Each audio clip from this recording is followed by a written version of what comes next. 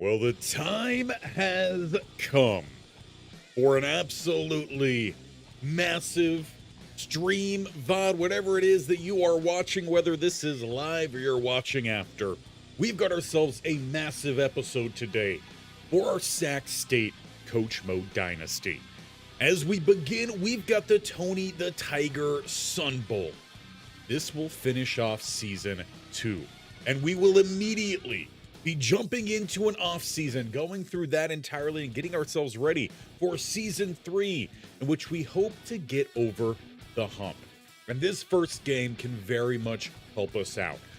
As we finish off year 2, we have the option, the opportunity today to get a better record than we had in season 1. We won 7 games, but we lost our bowl game. We're 7-5. If we lose, we'll basically be right where we were last year. But if we win, we will have a better record than last year with a bowl on our side. And that means, as we head into the offseason, a higher likelihood that some players will look to stick around. Championship contenders should be higher. Playing style could even be higher. And that means for us, less players that we have to replace. And there is a whole lot that we need to do with this roster, and a change in the mentality slightly. And I've talked about this in previous streams. The last offseason, we focused very heavily on seniors, bringing in some guys who can be a true starter. But in doing that, we've got one-year wonders. And we saw that we pretty much just moved unilateral because we didn't really bring in anything that we didn't have in that first season. Maybe a little bit higher overall, but we also had some lower overalls. We were not able to bring in a true quarterback last offseason, and potentially that was the cause of why the offense was so sluggish. So that's very much high on the priority list. At the minimum, we're bringing in someone here that can just be some competition. But first, before we even get into our bowl game, we have a hole on our coaching staff. Our offensive coordinator is gone. And on top of that, if this was maybe a little bit, a couple weeks back, I would have looked to move off of the defensive coordinator as well, but we will be keeping him around. We do need to bring in an OC. And I already looked at the entire board. Now, first off, a lot of coaches that are 100% interested, which is great news. But looking at everyone that's available, no one necessarily matches what our offensive scheme is, and that is a pro-style offense. So we're going to have to adapt a little bit, and we did that already in the last season, especially with the gadget quarterback play, right? Adding a little bit of some new formations for the shotgun look that still sticks more to that power type. So what we're going to look for is going to be a power spread style of offense. At least that is going to be the closest thing to what it is that we do. There is a D prestige here, Terrence Hops. Probably mispronouncing that name like I do a lot of names. Take a quick peek here at what he is, and essentially a motivator, but really he's not anything. He's probably a former position coach, so not a great option here. There also were not a whole lot of power spreads. There is Dante Knight, who does already have interest from some other schools. Another D prestige or D minus prestige. And he also doesn't really have anything. Technically a recruiter, but not really. So we're going to need to look elsewhere and try to find someone who maybe has a little bit of some interest. And on top of that, looking for some power spread. Jeff Traylor here, formerly UTSA. Bit more towards the recruiting side of things and a little bit of some tactician as well. Good for the offensive line. Decent for the running game, which again is our focus. So not a bad option there. Does also have some... Nope, not yet. That time it worked. Never know with EA. Pretty good recruiting for the receivers. Would get that transfer interest there, but not great. Also would get a transfer interest for kickers. Seems to be okay. Decent option here with Jeff Traylor. Again, I don't believe our options are that big, so we'll keep an eye out. We may have to go to something more like a multiple offense, perhaps, if we can't find someone that really fits what we are trying to do. Another power spread, but interest. Jeff Singleton. I feel like I had looked at him before. He has F prestige. Pure tactician. And it is all the way up for quarterbacks. Has a good chunk here for the second level, too. Full up on receivers, halfway for offensive line. So it doesn't necessarily fit the style of offense. But Singleton could be an option. Now, we would have to pay him a good bit because there is interest from UTSA. Slightly higher than where we were at. We need to keep that one in mind. Wait, that's not the same guy we were looking at. What happened to my list?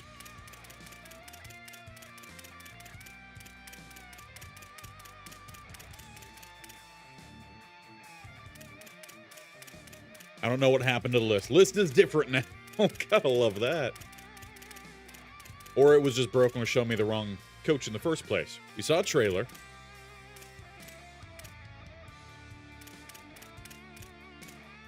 I didn't offer him. No. I don't know. EA sometimes. Guess he already signed somewhere else, maybe. Yeah. Trailer's still there. A little weird.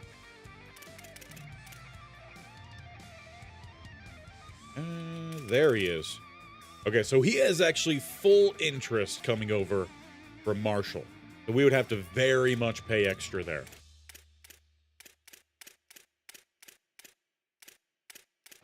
And then we're getting into the guys that we already saw. So, yeah, not a whole lot of options.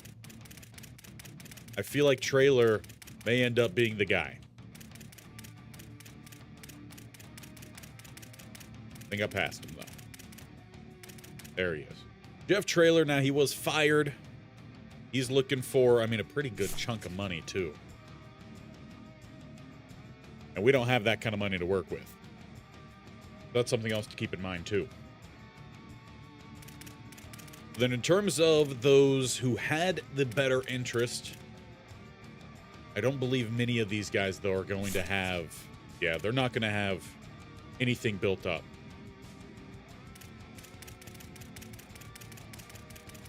Taking a quick scroll, they're all sitting around at 10 to 13 level, and those guys just don't have much of any sort of a talent tree built up. So we may instead just have to hope that we can underpay and get something done. That's worked for us in the past. No one does have interested in Jeff Trailer, so that's what we're going to have to start off with. We're going to have to make an offer, and it's going to have to be extremely cheap because, again, we don't have the funds for it. So we're going to offer him a very small deal. Most likely he's not going to get it. We'll have to come back here at a future point, but we're going to offer up 150. That'll leave us with 140 right now. We'll put that in. We'll move on to the next week, and we're going to focus towards that bowl game.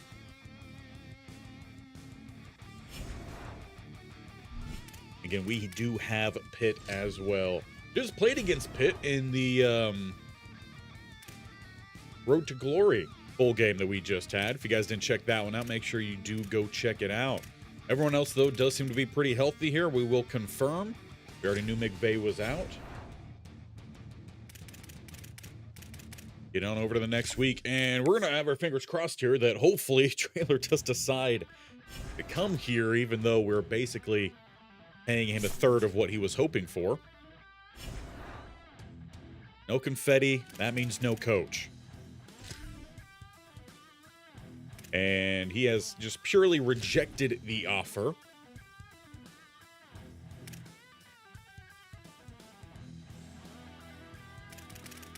See if we can still find him on the list, though. I mean, still no one is going after him. He is listed as an elite recruiter. Did have some pretty good looks, I would say. We'll offer him a little bit more, but it's still going to be rather low. We'll offer him the 175. But I feel like we might need to come up with a backup plan then. So multiple offense here. No one interested in Marcus Arroyo. Another recruiter / tactician. Really no help at all when it comes to transfer off-season. Tactician-wise, does help out quarterback, running back, and receiver. Interesting option, not exactly what we're looking for. If they're going to be a recruiter, I would prefer that they actually help us do some recruiting.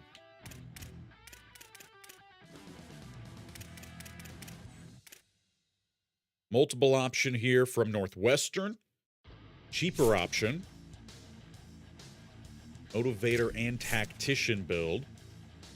Pretty good for the offense.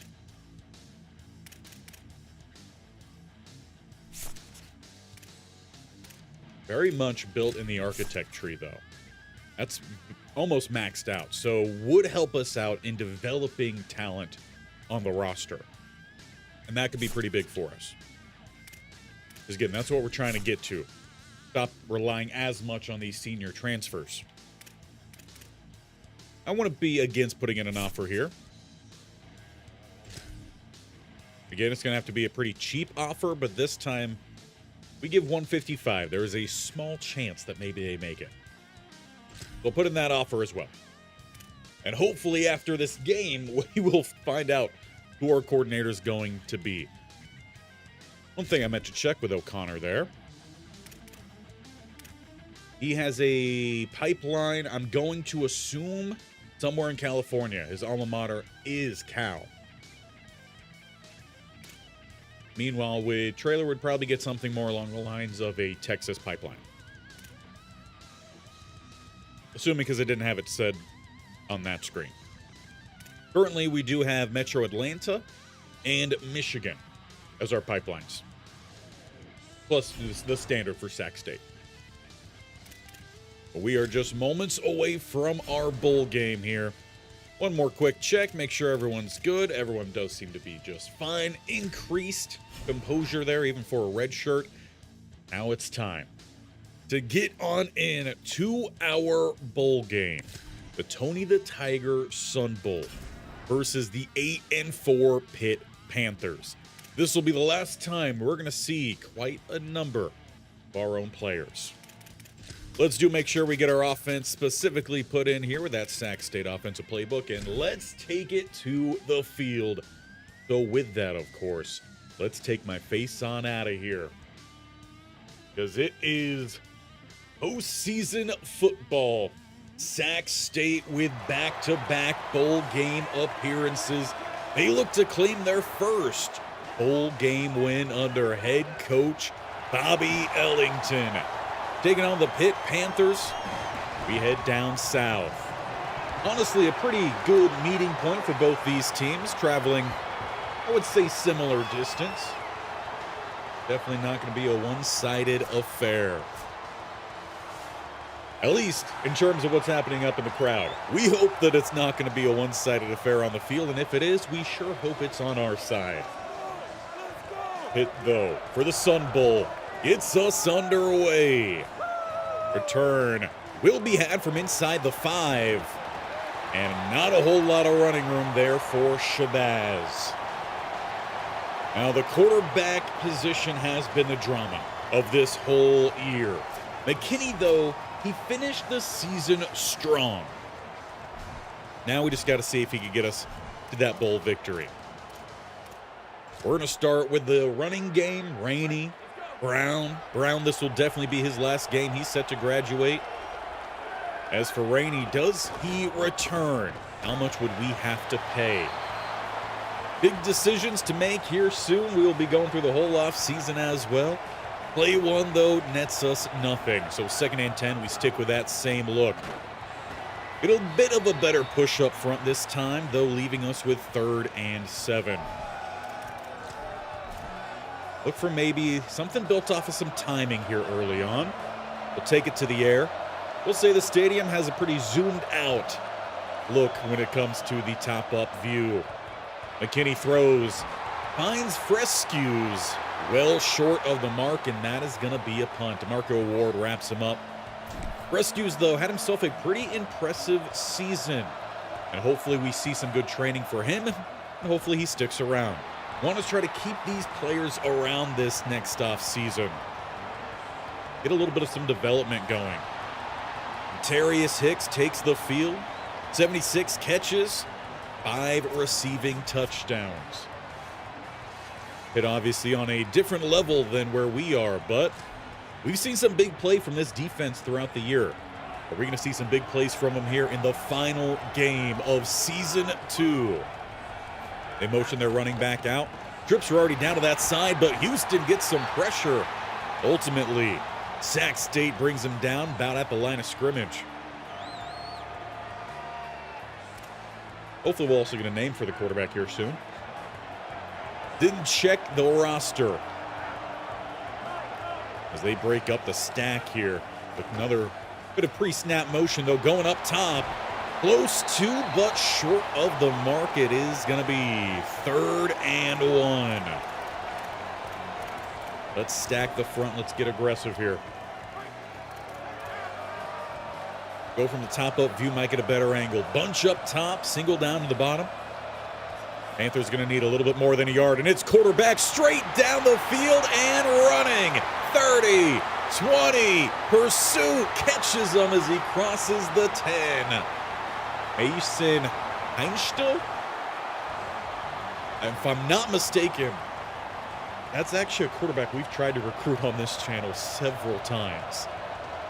Pretty big play there. We'll stay up top. 1st and goal. Hand off to the running back and stuffed in the backfield. Going to be a loss of about half a yard. Mario Alexander, a big addition in the last offseason. One of those senior guys who will be leaving, hopefully, to the NFL. That would help us out a lot. Hand off back to the running back and denied again around the line of scrimmage. Well, let's line up double A gap then. Wouldn't mind a little bit of some aggressiveness. We'll send a little bit of a cornerback blitz here. Do we get a better view from the sideline? I think we do. 3rd and goal at the 9. Motion tight end over to the right-hand side. It's play action. Pressure building. Slipping one, but not breaking away. That is Thomas with the sack. Brown got there to slow it down. 4th and goal at the 10. Got to be pretty proud of the defense standing here after giving up that big run. All the way down to the 9. We'll give Tevin Brown half the sack there. Pitt Panthers set to take the lead here with a field goal attempt, left hash, and shoved it down the middle. Rio here, Panthers. Still, though, pretty proud what the defense was able to do there. We got aggressive on a 3rd down earlier in the drive. Didn't pay off for us, but we hold them to 3. Good look. Now, the trenches are going to be a big part of what we need to upgrade, bringing in as many linebackers as possible, too. We did already get the commit of a high school linebacker that I'm really interested to see how he turns out in Rambo. At the 25 here, it's the Hornets. Quick throw is up top, turning up, and going to grind out about 6 yards there. One thing we do know from our quarterback in Zion McKinney is he is a check down merchant. He loves his tight ends. Anton, number 88, graduating this offseason. And Rainey still being denied. May have to try to figure out something else to get this offense moving. This is the final game of the regular season, the whole season. I want it to end a little bit more promising. Over the middle, caught, 1st down, Hardy. Got to also find a way to get him a bit more worked into the offense. He's more of a gadget style, doesn't necessarily fit the scheme. But if we're going to have to make some adjustments with whatever OC they decide, or really the OC decides to come here, and who knows, maybe we'll add some more folds to the offense next year. Help out players that have that kind of gadget skill set. Good read of pressure, passes out quickly. And that does go to Anton, but it's a very short gain and a 3rd and 7. We'll go back up top here. Tight shotgun look, a little hard count action, no one jumps. They bring 4. Pass caught over the middle. Short of the line to gain by about 2 yards. I believe that one was caught by Jason Moses. Offense, though, going to stay on the field here for Sac State. It is a long 2 yards, more like 2.5. Moses goes in motion from the I set. And under pressure, passes out, and pass is picked off. Looking for Moses on 4th down. The ball does end up going over to Pitt. Unfortunately, it's an interception, and they're dunking it on us. They'll take over plus side 42-yard line. Marco Ward called his name a couple times today. All right, defense, would love to see a turnover from you. You're next to our sideline, so we'll check in with Coach. As the Panthers get their second drive underway. Motion again here pre-snap. That's up top. Bring it in tight. And a handoff down the middle, trying to find some room and grinding out 5 yards. Already mentioned a few times here, linebackers pretty thin. We've had a standout player, though. Cade Reynolds playing a little bit above his overall, but he did get injured in the last game of the regular season, so he's out in this one. Big piece of the defense missing. Pressure built by Houston, forces the throwaway. We've got ourselves with a 3rd and 5. I would like a little bit of a mug, but probably shouldn't go with the double mug that cost us last time. So sit back a little bit. Still want to play this short. 35 seconds on the clock. It is a straight drop back here. Pressure is picked up initially, but here comes Will Weber, the senior, with a sack in his final game here for the Hornets. He's been here since we've been here. That is 3 sacks for us in the first half, first quarter even. That time, it pays off bringing the heat. We gave them a short field starting at the 42. They end it at the 45. Looking to punt this one away as time will be ticking off the clock here in the first. Angling out at the 15, still with a couple seconds to spare, so the offense will hit the field. Let's see if we can really spread them out here. Give them a little taste of their own medicine. This is essentially the same play that got Pitt down to the 9 earlier in the game. It's Zion McKinney for 3. As the final seconds of the first tick off the clock, we will head to the break. Tight ball game for the Sun Bowl. 3-0 Pitt, though, in front. And they've primarily held on to that ball, though time of possession does favor Sac State. We just haven't seen much of their offense. It's been a couple short fields with that big play running from Heichenschel. I already forgot the quarterback's name. But it's going to be Sac State ball as we open up the second. And you know why we didn't score in that first half? Because I didn't turn off the music. So let's get that turned off. I say second and the first. Either way, we didn't gain anything there. I'd like to go back to some more timing. It seems to be more or less what our quarterback, at least this year, manages most. But we're going to send 2 down to the bottom, 1 lone up top. We need 7 to continue this drive. Floating it out to Rainey from the backfield. 3 Pitt defenders there, though, to corral. And that is another punt. The offense struggling here against some tougher competition. Pretty decent punt. Flips it down to the opposite 30, but a good cut. Called that a gain of 5 on the return. I'll get the defense back out here for Sac State. They've been out on that field more often than not, it seems. With 2 up top, 1 down the bottom. It's a drop back here. Throw caught over the middle. Going to be about 9.5 yards. I'd like to see the defense get a little bit more aggressive after that. Play it tight. Force them to pass it over the top as we stack across the line here. Empty set. Passes out, and there's some running room by the midfield line and taken down about at the 44. Kinsler there with the grab. And it's Pitt keeping with that empty look. 4-man rush. Thrown up top, open target, tight end, checking out late. He's got 8. Let's go back a little bit aggressive here. See if we can get to Heinschel. Go from the up top view here, too.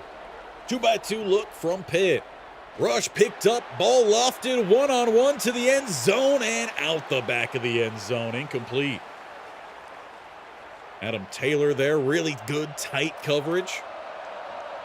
A 3rd and 2 at the 36. Trips up top. Running back shifted that way as well. Stacked look here from the Hornets. They do send extra. They're going to get back there, sitting him down at the 41, Jamario Alexander. Field goal unit, though, coming on out here for Pitt. They seem to like the length here. Wind might be helping them out, too. About a 58-yarder driven right down the middle. He had clearance, too. Field goal good. It's 6-0. Only field goals managed so far in this one. Closest we got was Pitt driving down to about the 9-yard line in that first quarter. They weren't able to punch it in. Meanwhile, Sac State's offense, they maybe have at most a first down on the day. Decent return. It'll be at the 22 where the offense does hit the field. Need to perhaps try a little something different to get us going. And they're going to call on Ennie. Bringing out the gadget quarterback here as they run topside, and he looks to get a good gain there, about 9.5. Best play so far for Sac State. They're going to keep him out there too with 2nd and 1. This time they try to get the edge. First down here from Ennie. And we'll see what we decide to do with him if he decides that perhaps he wants to leave the school too, or we'll see what his interest is in the offseason. But if he stays, he will be moving to quarterback. We know that for sure. He's got the better skill set to play QB than running back. Good run down the middle now. That's the best play. Rainey finally with some yardage. 5th carry for him, 22 yards now. As we are plus side for the first time today. Pumping it outside. Moses met quickly. Got a gain of 1. Do like, though, that Zion's looking to get that ball out of his hands quickly. We've seen some inconsistency from the offensive line. And that's while playing in some lesser competitive markets, really. 2nd and 9 motion here pre-snap. Back to the running game, and it's some more space here, Rainey. He's going to grind out 5 more. Look for something simple, a little stick concept. Could work out well. We'll check it back to the sideline here. McKinney standing just in front of that midfield line. Looks like Shabazz should be open. He goes his way quickly. First down here, Sac State. They're looking to be building something this drive. Give me Rainey. Give me a wheel route. As Frescues gets set up. Trips go up top. Moses down to the bottom. Rainey facing a 4-man rush. Pressure builds, and that ball flutters to the turf. Incomplete. Check to a new look here. Go a little bit more spread. Try to empty out the center of their defense, though not necessarily emptying out a whole lot. Halfback draw. Rainey stood up just before the block could get there by Marceline? I don't know. Didn't see the name long enough to get a good read on it. Either way, good tackle. Down at the 35. This is about Stovall's range. You don't want to lose any yardage here, though. 3rd and 8. They bring extra. Picked up. Pass thrown downfield. Incomplete to Jason Moses. Nigel Maynard in coverage.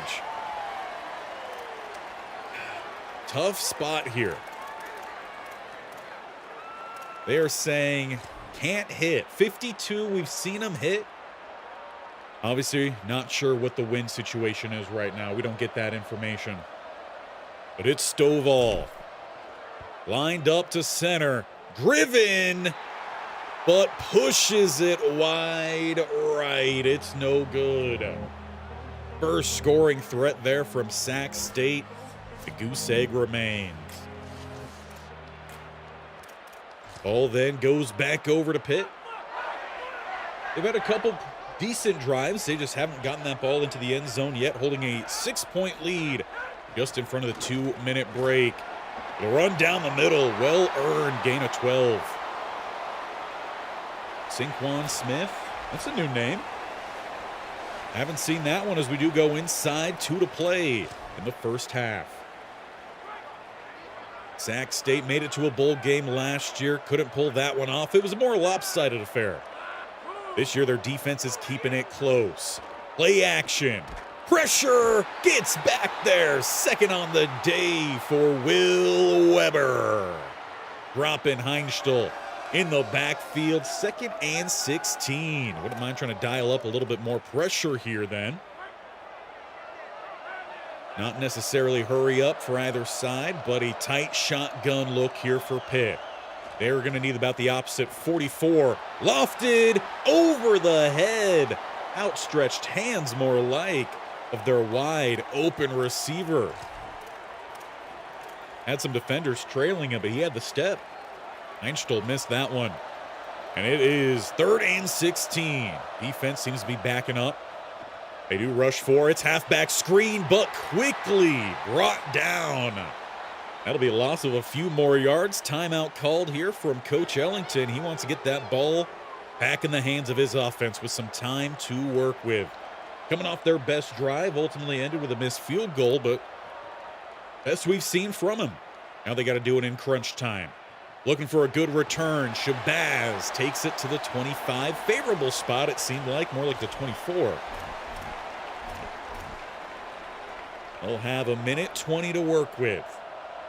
And we did see that we could get the distance from 52. It was the accuracy that was the problem. 4-man rush. Throwing up top. This time hooking up with Moses on the sideline. Few targets have gone his way. Hasn't really amounted to too much. That turned the corner for him. Ball now at the 33. Looking for something quick here as a play call change comes in from the sideline. McKinney, pressure building, passes out, and toe taps. Rescues, stays in, and somehow picks up an extra 5. They thought he was going to step out of bounds, but the sophomore manages the sideline well. Up to the 45-yard line now. They go with a draw, and a lot of confusion, it looked like, over the middle on who to block. Stunt sent by Pitt. Everyone looked to be wrapping around, and no one was able to gain much of any ground either way. McKinney, pressure builds. Pass off the back of his left tackle and incomplete. Once again, I would like to go more towards a timing play here. A little bit of levels with the corner, or not corner, the Pearl here. Rainy out there. It's interesting. Spread empty look. Ball hard count. No one jumps. Another stunt up front, but falling on their faces. Pitt. Ball lofted short. Looked to be intended for rescues. And now you just got to punt this one away.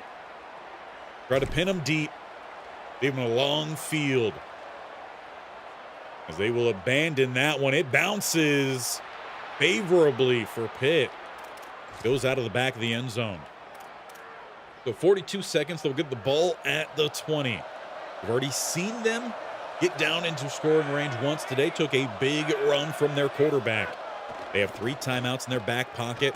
Pick up the blitz, and it's picked off. Headed the other way. 5 touchdown Sac State to take the lead. Pick 6. This time it was Pittsburgh looking for the timing route at the sideline. Pressure built by Taylor, and it's just undercut.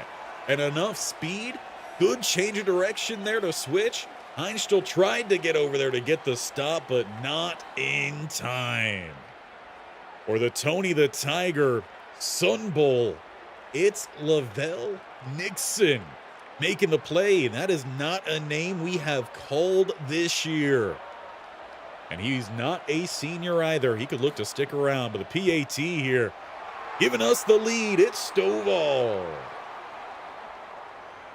And that's just how quickly these games can turn when your defense plays as good as Sac State's has today. Of course, relying a lot on seniors. Playing their final collegiate game. I'm sure a few of them trying to make that extra push to find their way to the league. It looked like Houston on the punt or the kickoff there, getting the stop. Starting linebacker has been for 2 years. He'll be graduating as well. Pressure building. Will Weber forces another risky pass. Adam Taylor there to knock it away. If only he was turned the other way, that could have been another pick. Now he is a junior, guy who could be returning here for Coach Ellington. They may just have to pay that man a little bit. Not much to gain on that catch. About one to the sideline. It's 3rd and 9 at the 21. Looks to be a little bit of some press coverage here. 4-man rush. Load up, sent deep downfield, and broken up by the man who got the pick. So a little bit of some safety rotation coming in here in the Sun Bowl. And it's paying off massively here for Coach Ellington.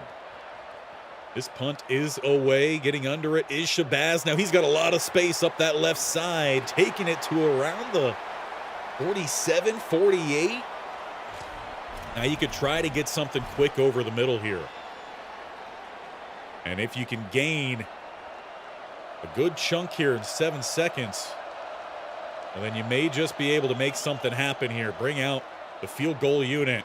Throwing up top, it's Frescues, but he's not going to gain much of anything. So timeout is called. And it looks like we're going to need a Hail Mary shot here for any other certain points before halftime. Now, can we do it? Can we get them to bite down if we bring out any? No.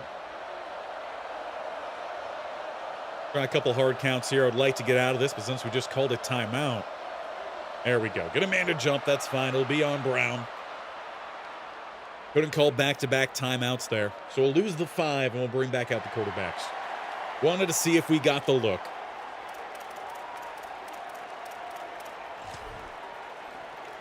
Interesting, we don't have the one that goes to the center of the field. Here comes McKinney. Last play then of the first half. As we just look to send everyone downfield, and he goes to chuck that one down around the 20. It's bobbled and eventually hits the turf. So your halftime score is 7-6. Pitt Panthers a little bit on edge right now. They haven't quite been able to figure out this Hornet defense. And meanwhile, their defense did a fantastic job shutting out the offense of Sac State. But they're losing thanks to a pick six. 7-6 at halftime. Rescues with a great grab at the sideline. That was a fun play from the first half. Ended up picking up an extra few. As we get to the second half here, the final game of Season 2. Sun Bowl versus Pitt Panthers. Hornets kick this one off. We'll see their defense head back out. We'll see if the Panthers are able to come up with a game plan to get through this defense. A lot of pressure has made its way through in the early stages of this game. Most of that pressure coming down the middle. A couple sacks on the day for Will Weber. Mario Alexander having himself a pretty good start. Running room here, though. First down for Pitt.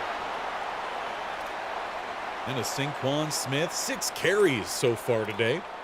21 yards. And has the ball up to the 30. Tight shotgun look. As they pump it quick outside, but wrapped up. Gonna be a loss of 2. That is Aaron Scott, another junior corner who could look to stick around. That was one area that we did give ourselves some time to work with last offseason. And they've played very well for us this year. Another drop back, quick throw. This time it's over the middle and juking out the linebacker.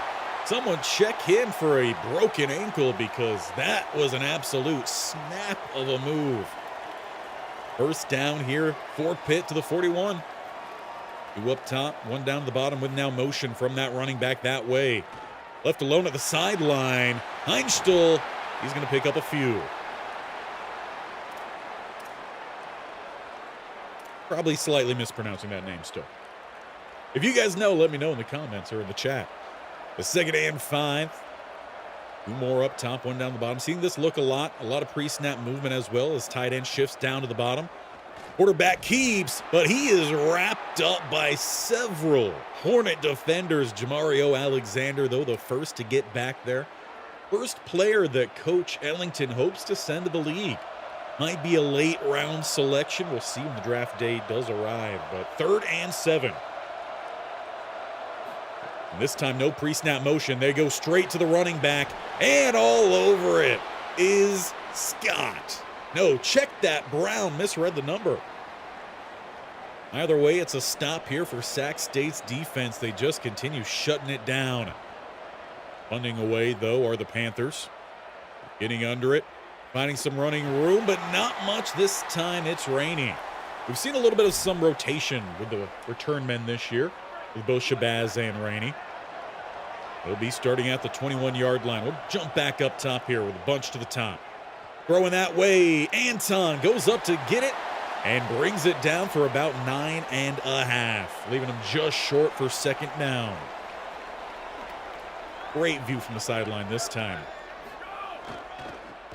as the line really doesn't shift one way or the other, but they open up a gap for the 1st down. 9 attempts for Rainey. Normally we prefer to get that within the first half of things. Grinding out some more yardage here. We might finally be starting to open up this Pitt defense just enough to get the running game a bit more established. With a heavy look, multiple tight ends down to the bottom here, but pumping this one up top. Quick wrap up. Hardy not going to find much room. The 3rd and 2, but that does a good job, though, of trying to keep the defense a bit more honest. Hard count, no movement. And now it's a stretch. Rainey tracked down from behind, but not in time.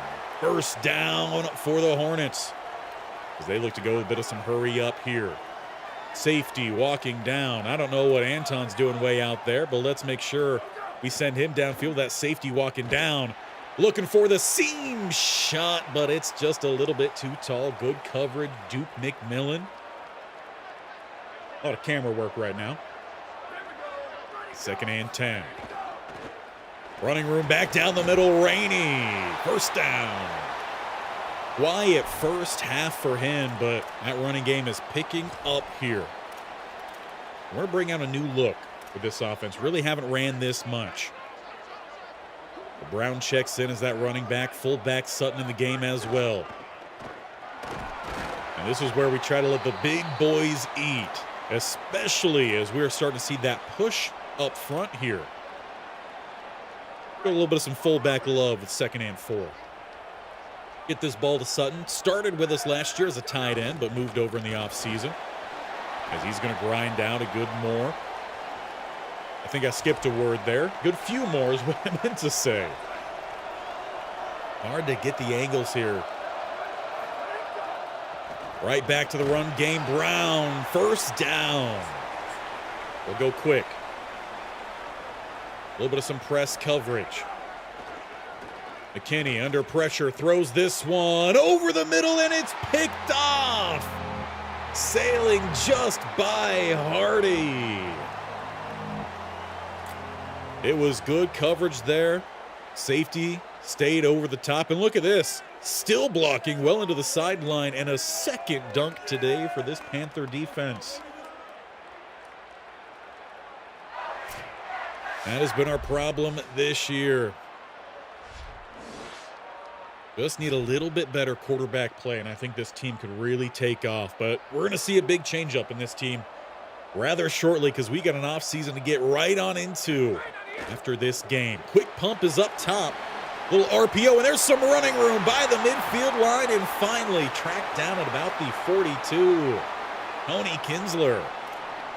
That's his 2nd grab today. Einstuhl sitting at 10 for 16. As it's a tight shotgun look here. Defense going to scrunch down a little bit more. Handoff. And a big tackle. Brown. That one close to a face mask. They're going to say he got the chest pad, not the head. Got trips down to the bottom here, though. Handoff back to the... Wow. Back to the running back. Mario Alexander taking the voice away with that quick block shed. As we are running out of time here in the third. Could have time for one more play. With another pass set up, though. Heinstoll looking to step up. Running room, first down, Panthers as he dives across. Or actually, they will mark him down where he started that dive at the 26. So we go to the fourth here. No one put any points on the board there in the third. It's been a battle of defense today. Sac State 4 of 9 on third, 2 for 9 for Pitt. And it is both of those being converted by a scramble, a run from Heinstoll. We'll see if they get that more installed here in the final quarter. As we begin, it'll be at the 26-yard line. At least field goal range for Panthers. A little motion here from their tight end. Let's jump up top here pre-snap. As it's going to be a drop back here. Now stepping up in the pocket, throwing over the middle, wide open again. Beating Taylor that time, but it looked to be more of a cover 3. But it might have been running some match there. So there wasn't the handoff for the linebackers across. First and goal from the 7. Closest the Panthers have been to the end zone today. Rockets over the middle, and it's a touchdown. Pitt takes the lead. Looks like they got the Texas route there. The running back in Smith. Now we'll see if they keep the offense out there to go for 2. Make this a touchdown to tie, but wide open, he beat Houston. And that's where this defense is definitely missing the play from Cade Reynolds. We'll go up top for the 2-point try as they do stay on out. Motion, running back out of the backfield. They bring 5, and it's going to be caught. 2-point conversion is good here for Pitt, so a touchdown ties now for Sac State rather than taking the lead back.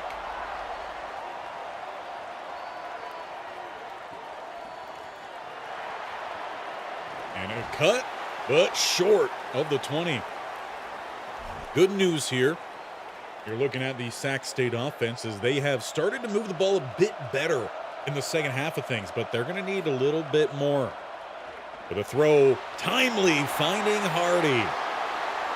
That's what we've been looking for. Not exactly the person I'd want to run this to, but if we get decent enough blocking. Frescues actually has a little bit of speed, but he's stuck behind his line and cannot find the edge. They go backwards. Onsu will get credit with that TFL. We'll jump down to the sideline here. Good view at the 33-yard line. Bunch up top.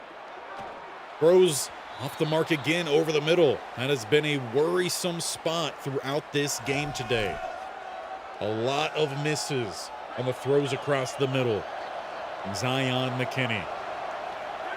3rd and 12. Looked like there might have been some movement up front. No one calls it. They bring the corner blitz. This time pass over the middle is caught. First down, Shabazz.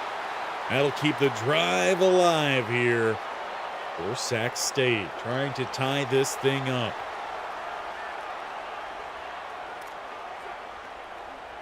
And never mind that play call change, I guess. They decided no. Play action. They bite on the run. Throws. Diving off the hands of Frescues. Once again, you dial that in just a little bit more, and you got a big play to your receiver. This time they bring the heat. We go with the draw. And we're going to find a few there. Looked like that was Brown who checked in. We're back to these timing routes. They've worked out pretty well for us. 3rd and 7. Got a strong eye formation here. Drop back. Pressure builds, and it's going to get back there. You're going to have to punt this one away. Ty Uhas with the hit in on the quarterback. Like to down him inside the 20. This ball is angling out of bounds at the 10. That will do. Good punt. Look to be a bit aggressive on this opening play. Check in from the sideline, too. As they throw quick, they had the cornerbacks drop back a little bit pre-snap there, so it left some free yardage if you do hit it quick, which they do. 2nd and 4. We'll go up top here, try to get a better angle, as it is going to be a pass. Thrown. First down held on to at the 23. Einstell kind of catching his groove of late.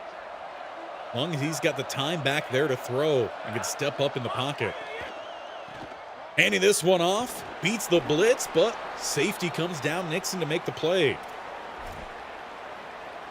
Still a gain of 4, though, for Pitt. That's what you want to see on 1st, 2nd down. 3 to 4 yards a pop, and you're feeling really good. Back to the running game here. Smith, big hit over the middle. Scott, the corner, working his way across. Absolutely sits him down.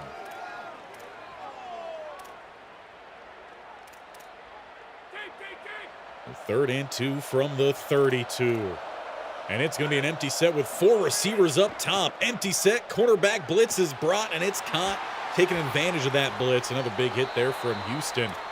Picking Kinsler up off the ground, but damage done. First down here, Pitt. They're already in front by a touchdown. Now they get inside field goal range. You're looking at a potential 2-score game here late, as we're inside 3.5 minutes to play. It's back to Smith. He hurdles over a down blocker, picking up 5 there quickly. Defense, they've got to find a way to pick up these stops here. As everyone comes out, it's going to be a tight look for both sides. Stacking the line. Tight end going to shift down to the bottom. Quick rush off the edge. Crable forces that pass lofted to the Pitt Panthers sideline. A chance to get off the field. Defense playing down at the line. Quick throw lofted. They've got a man, and they will have the touchdown. Defense played aggressive. And it's the pure release from Kinsler. He's been their main target today in the receiving game. I believe that was Taylor matched up on him to the top side of the field. And he read that one from the snap, too. Yeah, that is Taylor. Beat from the line. Turf there looking a little bit grainy. Looking for that point after here in El Paso to put them up 2 scores late. Pitt 21-7. And now you're needing something from this offense for the Hornets that they just simply haven't had. Dominant passing. This late, you got to find something quick. Now, they've set up some great plays, but they just haven't had the accuracy you need over the middle to make it work. We'll see what Zion McKinney does here, because his future is not for sure. Bunch up top. Drop back pass. Pressure builds as he checks that one into the turf. Does at least stop the clock. 2:26 to play. Ball back at the 18. High form. Kenny with a deep drop here, waiting. He's got time. He's going to load up downfield. One-on-one and incomplete. Intended for Hardy.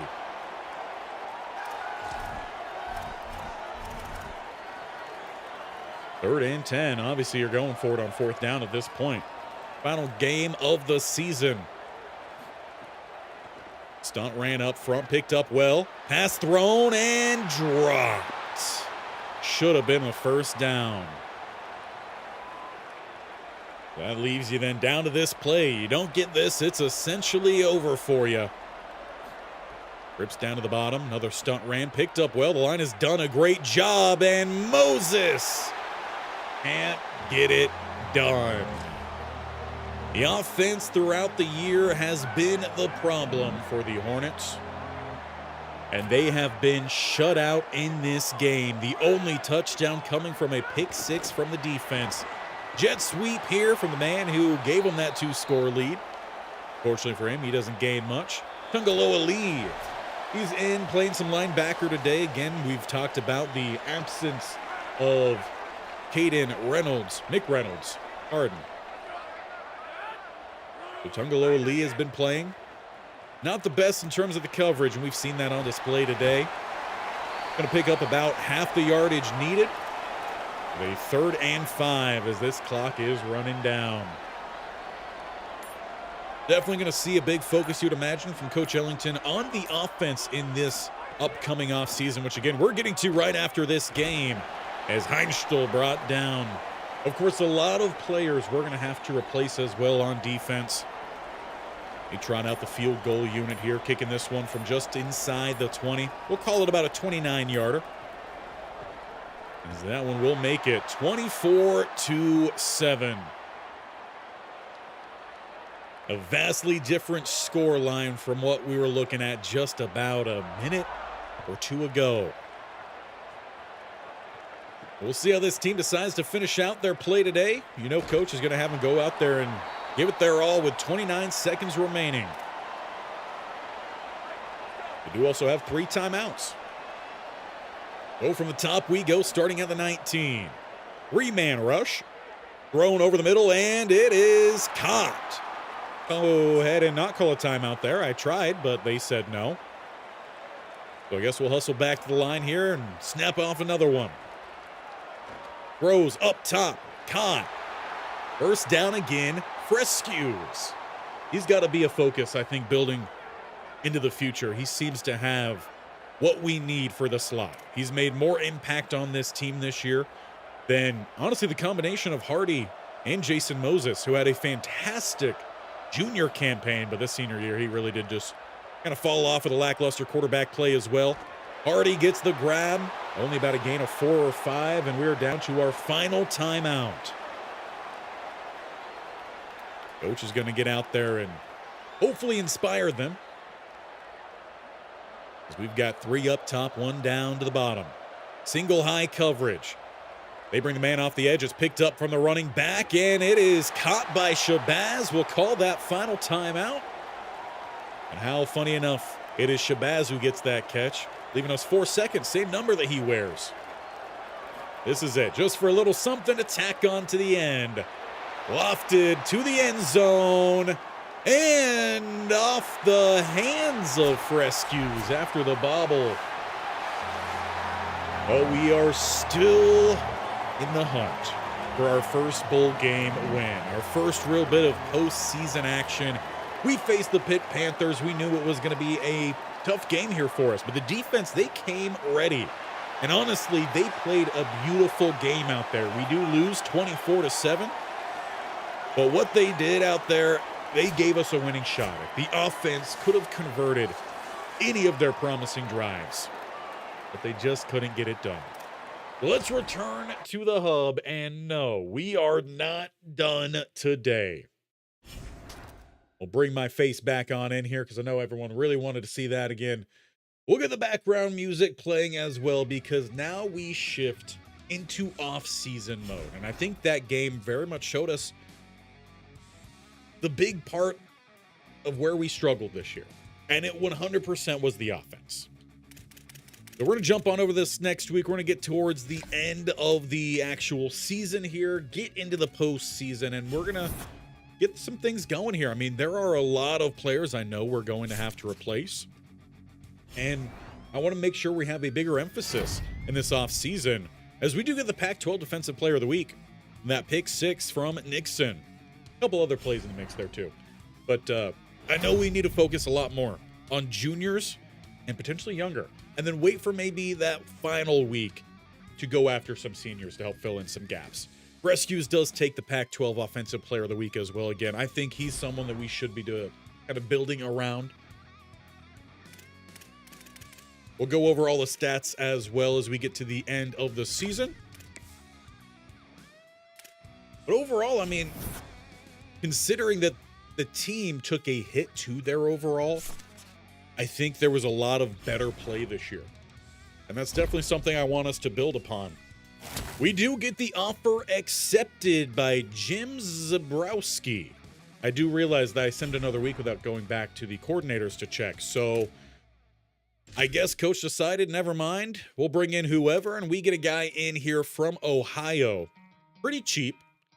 Does have a C- grade here. Level 27, though. So we should actually have a decent tree, and it's built primarily towards Master Motivator, which is going to help out our quarterbacks and our receiving game, which it was a problem last year. So it's like it helps in a way. Unfortunately, we are not getting any boost to the offensive side of the transfer portal, but rather the defensive side. So I have a feeling whoever we brought in here was a head coach. That's not the right person. We also bring in the Ohio pipeline. So we have some interesting pipelines additions here. I don't think they're necessarily great ones. Ohio's not a bad one. I don't know if Michigan really produces as much high-end talent, but it looks like we essentially brought in an assistant head coach in Jim Zabrowski, put him as our OC, but he's also helping out our defense, maybe more so than our defensive coordinator. So we'll take that. I'll take that higher for sure. National Championship week. It's Oregon and LSU. But who is the winner? We'll find out here shortly. And again, we're going to cover the stats, individual player stats, team stats as well. I want to kind of make sure we're getting a good eye on where we are just in total versus everyone that we are competing against. Now, what is our budget going to look like? It does go up slightly, but not much. So, some work to do there for sure. But all right, we had a high-scoring college football national champion. 56-45. Wow. Now, I didn't mean to go to team schedule. Did not mean to do that. Show me the bracket. High-scoring affair. No defense in that natty.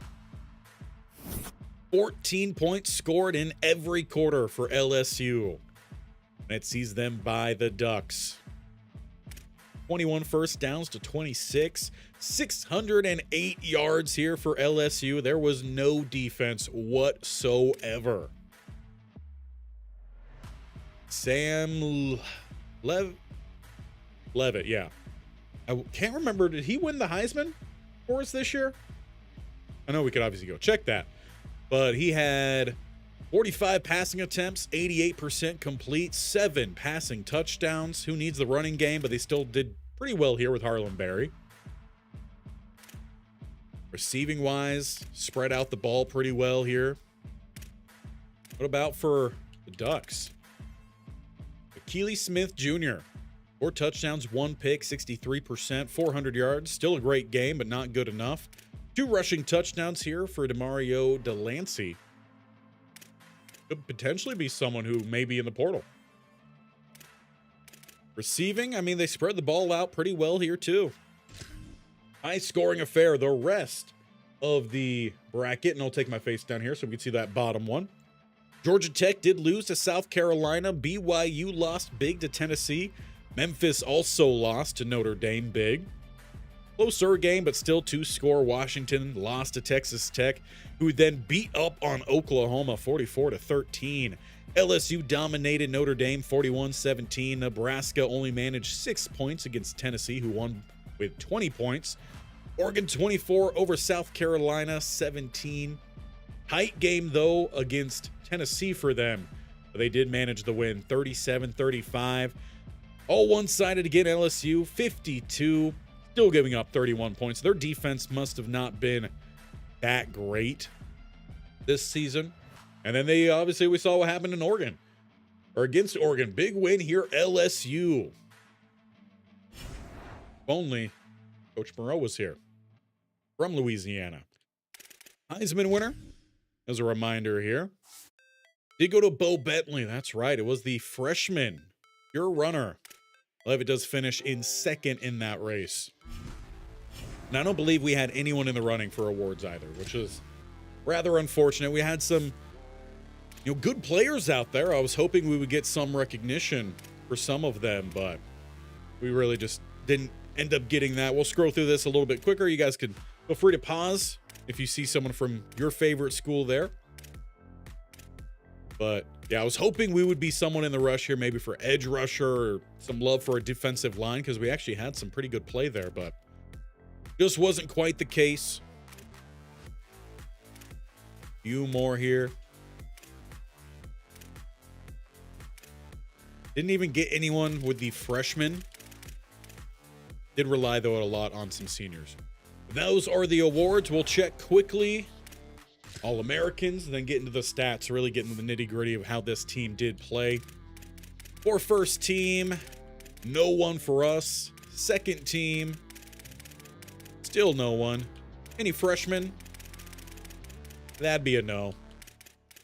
What about the Pac-12? We do get our freshman in here, and Desmond Hardy was a transfer. Hopefully has a bigger season next year. First team, Miles McVay, and he missed most of the season. And second team, blanked. So we only get 2 All-Americans.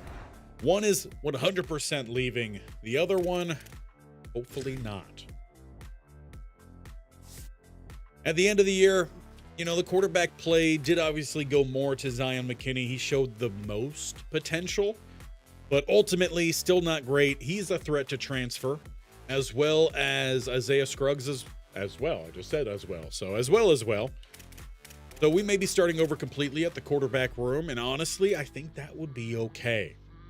Rainey does go over 1,000 yards running, 4 touchdowns for him. Brown, solid year's work as a number 2. Now, Godley, he may be looking to leave. So that's another group that we may need to try to rework. Isaiah Enney, if he looks to stay, which it's very close to that championship contender, if we won that bowl game, we probably would have been fine. So that's why that bowl game was so big for us. He may be looking to leave. He's someone I would look to move to the quarterback room. And Jackson Frescues does lead us this year in yardage. Reception leader did go to Anton, the tight end, who will be graduating. Frescues looks like he could also be looking to get out the door, which is really unfortunate. He only has normal dev, but still, I think he played really well for us. Led us in yards and receiving touchdowns. Blocking, you know, we were under pressure a lot. Our quarterbacks got the ball out, interceptions or thrown into the turf. So that stat's a little bit hard to take, honestly. Derek Houston led us in tackles with 72. He is graduating. A lot of TFLs here for us. Demario Alexander graduating. Will Weber graduating. Jay Crable graduating. Logan Thomas not graduating. Not necessarily looking to transfer it, unless we don't pay him money. So we're going to have to see what that ends up looking like. But he's definitely going to be someone we're going to try to keep around. Sack leader is Will Weber. Jay Crable finishes with 8.5 in second. Demario Alexander only had 4.5, but he was just constantly around that ball, making hits on the quarterback, forcing throwaways, all of that. So he was a huge part of this defense. Logan Thomas finishes with 4. He did not see regular playing time, though. Lavelle Nixon did finish with 2 interceptions. That pick 6, our only score we had in the bowl game. Tevin Brown, Caden McReynolds, who is another one who may be looking to transfer away. The physical, the attributes there is great. I think that's why he played better. But, you know, he may be looking to head on out the door. Good news is Aaron Scott Jr. does look like he's going to look to stick around. So that's great. A couple more graduating guys. So all in all, some good promise. I believe our kicker is also graduating in Stovall, and he's been really good for us. So a lot to replace here as we now shift over entirely to off-season mode. As for the Pac-12, we had, what are we going off of here? Points? Not even going off of points. We had the worst points per game average. Total points were the second worst. Oregon State just didn't get a bowl game. That's the only difference. Offensive yards, we were the third worst. Yards per game, second worst. Yards per play, second worst. Passing, we were the worst. Passing yards per game obviously would be the worst there. Passing touchdowns tied for the worst. Rushing yards. That's what we're supposed to do really well. We were the 4th worst. And this is just Pac-12. Rushing yards per game, 3rd worst. Rushing touchdowns tied for the worst. First downs, though, we were one of the best. So there's that at least. That's what we're hanging our hat on. First downs per game, 0.1 under tying for the best. So this is where the problem is. It's the offense. We all know that. When we go over to the defense, we check points per game, tied for the best, but did give up the least amount of points. Meanwhile, yardage, gave up the least amount. Yards per game, least amount. Passing yards, least. Rushing yards, least. Sacks, the most. Defense was phenomenal for us. They could have given us, or we could have had an even better season if the offense just wasn't the polar opposite. So we're definitely going to dial things in to the offense here. Again, we cannot forget about the defense because a lot of guys are leaving. Now comes a time where we do have to pay people. And we don't have a whole lot to work with right now, but we need to be paying these guys. And we just need him to get down to the green here. So 45 for Aaron Scott. I want to make sure he sticks around. 45, we got to pay on the dot here for Logan Thomas. For Jason Moses, I thought he was graduating.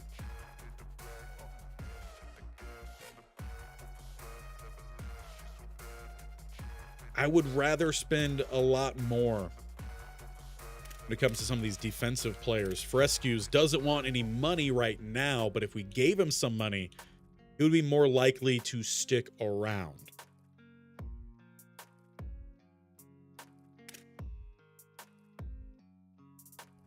Daniel Michelle as well, potentially looking to leave. Is there anyone getting some money that we could take that money away from? No. Okay.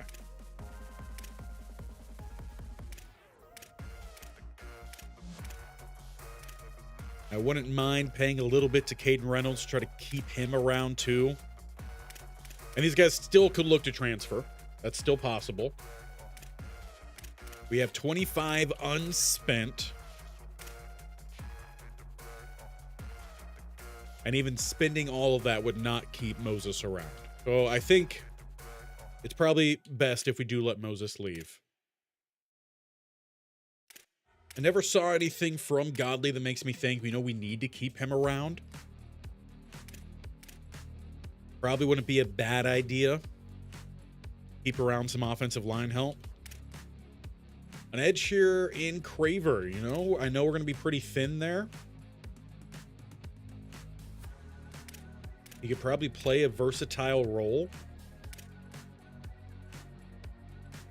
So if we could help ourselves there, I think that would be big. Young corner here.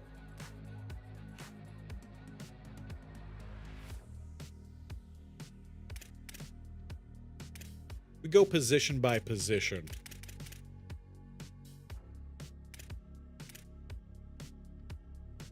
Right, this is where we could potentially try to save some money. So Adam Taylor, if we take away all of his money, we could still try to keep him around. Same for Jonte Gilbert. Now, we do have the young man here in Wilson. Man coverage looks like it could be promising. Normal dev. I'd be all right with shifting some of that money around. So this is where we actually definitely need to make sure we're going in here and adjusting. Because these two guys should not be getting any NIL. Honestly, if Mafi wants to leave, you're 57 overall. Be my guest. Scruggs, you could also leave too. Running back, we're not spending anything here, but Brady, I mean, he's fine with staying. Godley, if we pay him 10, it just means one less thing we have to do, and there are so many holes I think we're going to have that's probably a smart idea. Hardy. We have to pay you 5. I'll pay you 5. Rescues, definitely make sure we're keeping him around. Fernandez, never really got a chance to see him play much. He's a speedster, doesn't really fit the future of the offense. Gadget doesn't really either. Catching traffic is poor.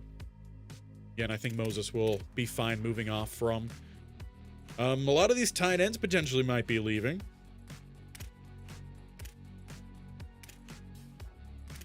Really need to work on this offensive line, that's for sure. We could save some money here with Stallworth.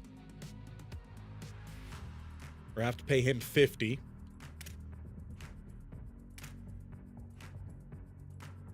Championship contender is a problem here for Moore. A speedster. We don't have the speed, but he does have a little recuperation. I think that'd be worth paying a little bit. Looking good here. Again, because I wanted to make sure we keep both of these guys around. DTs. Blake. Take you down all the way. We'll save that money. Save the money there, too, with Ebikadi. You know, I don't want to pay these guys, but I know we don't have the depth, so we kind of have to.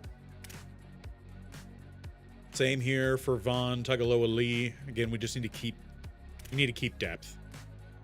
Caden Reynolds, we'll pay him. Happy with that payment. We're actually saving money. Could save money there too. Safety wants to stick around. That's great news. Well, there. I think that actually works out beautifully for us. We're paying some other guys, but in total, we actually saved money. That's what I want to see. And that's why I think it's more worth offering some guys that NIL to get them in the door, especially if it's a deal breaker that isn't going to change for you, like proximity to home or playing time, like if they're going to be playing, or if you know it's not going to be leaving. And then if they don't perform as well the next year, they'll ask for less money.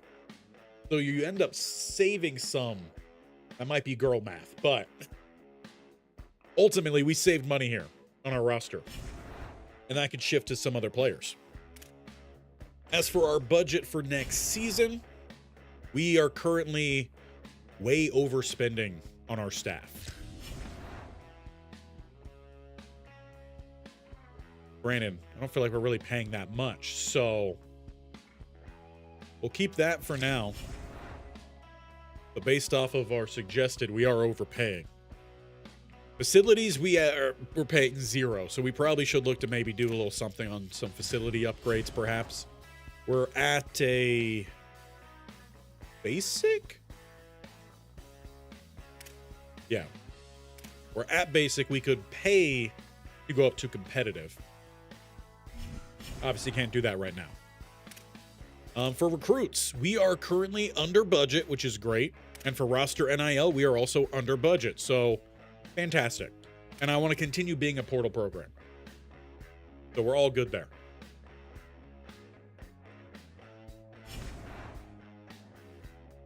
No, I tried a new spot for the fan in the office. I don't really feel like it's doing much. As for how things have gone the first couple seasons, Miami went back-to-back. They did not make it back, though, this year. Instead, it goes to Lane Kiffin going to LSU. I know some people might have some opinions on that. All right. We do have an upgrade, though, so let's look to spin this now before it's too late. So we can bring in as many or get the boost for the transfers right now for all of the defensive side. Now we have to decide, because we don't have that extra 5 coaching points, who we're going to look to bring in more. And I think we need to bring in receiver more than running back, because Rainey should be coming back. So we're going to spin the points there. And that means we're going to have a higher chance or more interest from transfers at every position outside of running back, which I still think fits, because again, they know that we've had our primary running back for 2 years and he's not looking to go anywhere. So that fits the narrative.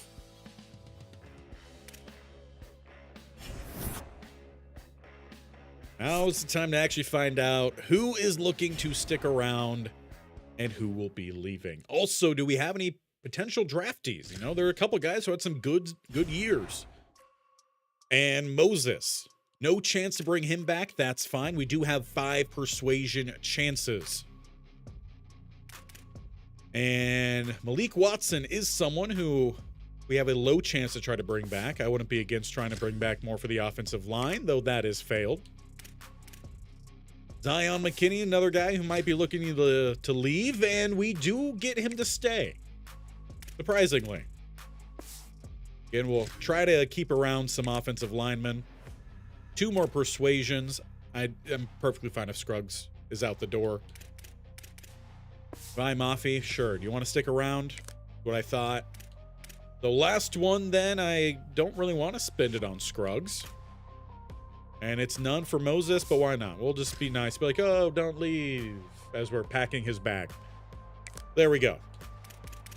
Now, anyone projected? No. So Jamario Alexander not projected, and he was the one that I thought could have been that guy. We'll still see if he ends up getting drafted as like a 6th or 7th. That could still happen. Yes.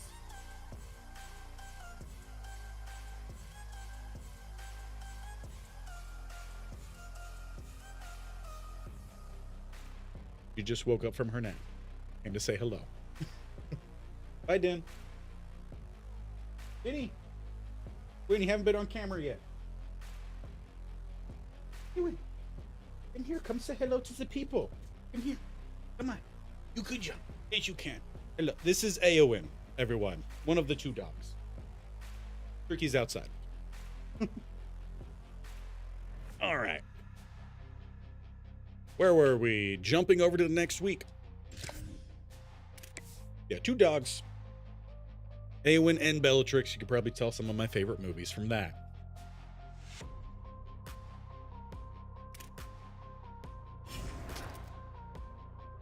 Oh, we did keep around a little bit more people there than I was expecting. So before we get into off-season recruiting, did we get lucky?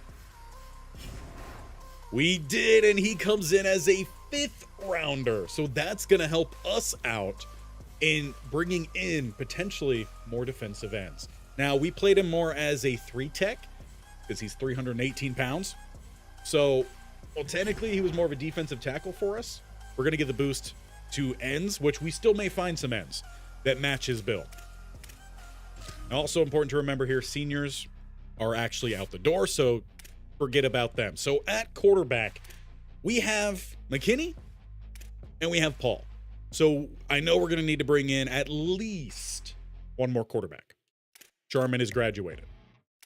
Running back, Brown is graduated. Rainey sticks around, hopefully gets a good offseason boost. Excuse me. He does have impact dev. Godley sticks around as well. And Ennie, we're going to look to move him over, who didn't look to move. So that is another free spot at quarterback. So actually, I think we really do just need to bring in the 1 quarterback. We do need to bring in a fullback. Yes, we do need to bring in a fullback. Hardy sticks around. Frescue sticks around. What is his caps? That's one thing I haven't looked at, but he played well on the field. And his caps are actually pretty decent. He could grow in a lot of spots here still. You know, he may not develop to be super high. His IQ, not great, but it'll be passing grades at Sac State. Shabazz does graduate, so he's gone. So we only have 3 playable receivers right now. Ojabo, he is a star dev. Or Ojabo. He is a star dev, so he could see a big boost, but even then, I mean, these caps aren't anything spectacular. Route running could get a lot better, but all in all, I don't think he's going to be rotational ready. Maybe extreme depth. So I know we're definitely going to need some more receivers. All the tight ends do stick around despite threatening to leave, but I still wouldn't mind trying to find a tight end. It's just not going to be high on the priority. Offensive line, we already know is going to be a big need. Sheffield is gone. And we do keep around Stallworth and Michelle. So we have 3 starters on the offensive line, potentially. Unless I am misremembering. Yeah, we have 2 starters on the offensive line. So definitely need some more offensive line. Alexander's gone. We do have Ivan Moore, who's a completely different style. And then We do have Logan Thomas returning, who is also still not that versatile type guy. Crable's gone. We do keep around Craver, who could potentially be a little bit more of that versatile guy. He doesn't necessarily have great strength, but the awareness is high. A bit more of a finesse rusher, so he might rush from the inside, but he's not Jamario Alexander. DTs. We've got one who will maybe develop in Devin Blake. Normal dev there, though. So defensive tackle, I think, is going to be a big need. Houston has graduated. We did keep around Jaya Walls. Tugaloa Lee does stick around. Reynolds does stick around. So we have, I'd say, essentially starters, but I would like if we could get an upgrade or two would be great. I do hope Caden Reynolds does take a good step. Though he's actually not going to get much better. So we're just going to basically bring back the same guy, but he's starting in the nickel. I mean, his zone coverage is 89, and that could potentially go up. So we know we've got one guy there. I still think bringing in one more key linebacker piece would be big. Cornerback, honestly, I'm feeling pretty comfortable. Aaron Scott, star dev, he should see a good upgrade. Adam Taylor is just a normal, but he played well for us last year. His zone can get a little bit better. Man could get better. His athleticism is all right. Hands could get better. Power could get better. Run stopping, it could all get better. So I think that's fun as he's going into his senior year. Get that last little bit of a upgrade. Should be good there. Gilbert as well returns. Now he's impact. And potentially, if he gets a boost to his speed, more so than that of Taylor, he could look to swap and go outside. All in all, I think we've got ourselves 3 starting corners, so I'm really happy there. If we've got the extra at the end, we can look to bring in some young guys. But corner, I'm very happy with. Davis does graduate, so we are taking a hit there, as well as Warren Smith. So we definitely need to bring in some safeties. We've got a couple options. Nixon could maybe shift more over to that free side, but I wouldn't mind bringing in some safeties. We do need a new kicker, and we do need a new punter. The biggest things, quarterback, trenches, offense and defense, those are going to be the biggest focuses for us, and receivers. But who is interested in little old Sac State? They've lost back-to-back bowl games, but they made it in their first 2 years, which is impressive in a way. And they've been about a game and a half out of making the title game in back-to-back years. So we just got to get over that hump. We did sign pocket passing quarterback Cortez Talbot. So we have some depth there, so we should be honestly perfectly fine. That medium accuracy was interesting enough to have us go after him. We have been looking at a route artist, but we don't know much about Morgan Bighill. Did land a speed rusher athlete at 6'6", 277 pounds. So this could be the long-term replacement for Jamario Alexander. Is he going to be there, though, as a 2-star year one? I'm not too sure about that. Does have good speed. Finesse move shows to be high with some good acceleration. He's just, dumb as a sack of rocks. He's got 57 awareness. Impact dev trait, though. So, again, down the line. We also brought in Damian Rambo, linebacker. Fortunately, we're locked out here on Ahmad Lennon. Go ahead and remove him off our board. We are in a race right now for a running back, contact seeker, Warren Ham. We are in another battle for an elusive route runner and Ezekiel Engler with TCU. Martin Tyler, we were looking pretty good here. Another receiver, route artist. Again, we're trying to rebuild that receiving room. Max Goldstein, contact seeker, another battle here with TCU. And I did toss a fullback on the board here late. We'll see what our options are. But this is what we had in terms of high school players.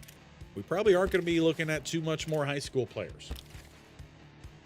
But what I'm really wanting to see is this quarterback room. Get me out of the recommended. What are the actual options here?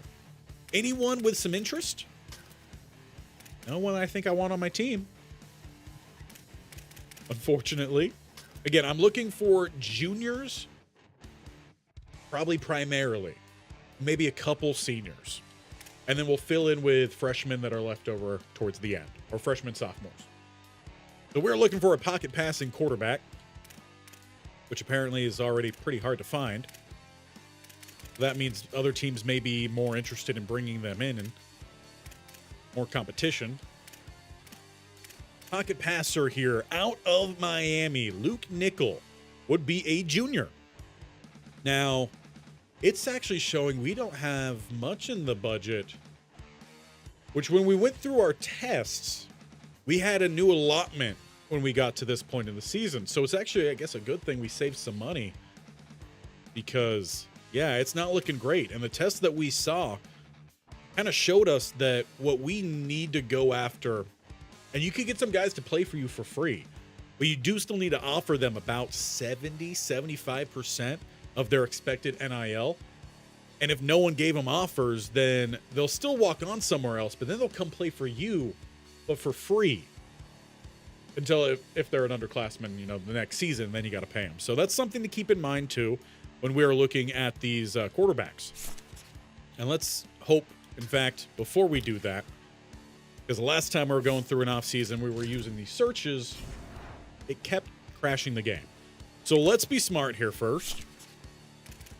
And let's make sure we back some things up. And on top of that, I need to make a new save as we're entering Season 3 anyway.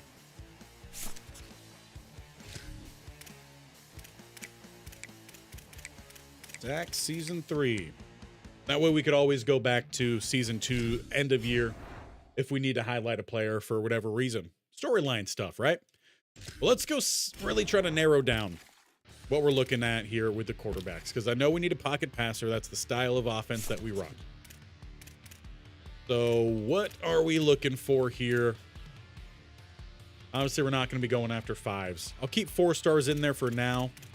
It'd be great if there are at least somewhat in our pipeline.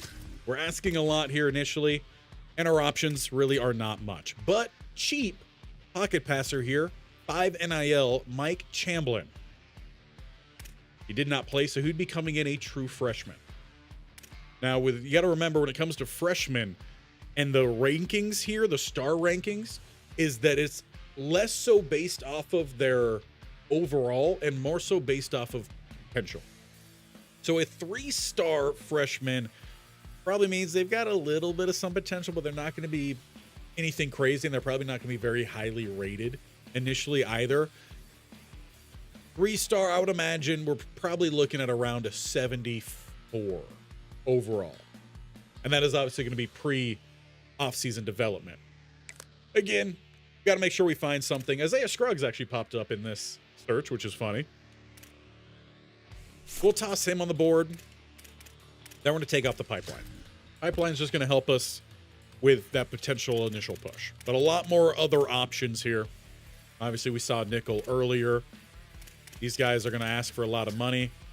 Do we have any decent guys here who are just simply not looking for much? You can find a lot of cheap quarterbacks. I'm just curious if they're what the cheapest 4-star would be. Yeah, that's the 250. So it's a good jump there, but there are several quarterbacks not asking for a whole lot. So we do have options. There's even a quarterback from Cal, Zach Gilmore, another freshman.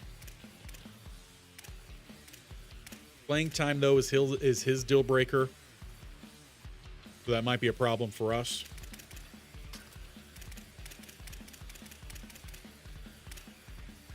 If we wanted to potentially find another quarterback that may be a bit more developed, you were looking at a junior here who had 22 passing touchdowns last year, 4 interceptions. His completion percentage, 57. Not great, but he would be a junior. A 3-star junior is probably going to be better than a 3-star freshman. That is something to keep in mind. Also, again, cheaper for us. There is Alberto Mendoza, would be a senior transferring in from Ohio. 25 touchdowns, 4 interceptions. A little bit less passing, but a higher passing percentage. Completion percentage, I should say. Would have another junior here. He just hasn't played. Notre Dame.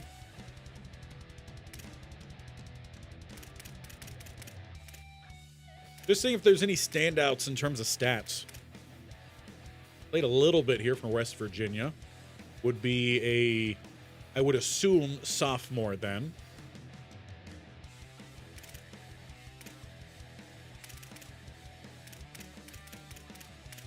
Feel free to also shout out guys too that you see, but not finding too many high-end options. Feeling like it's either a Mendoza or a Crandall.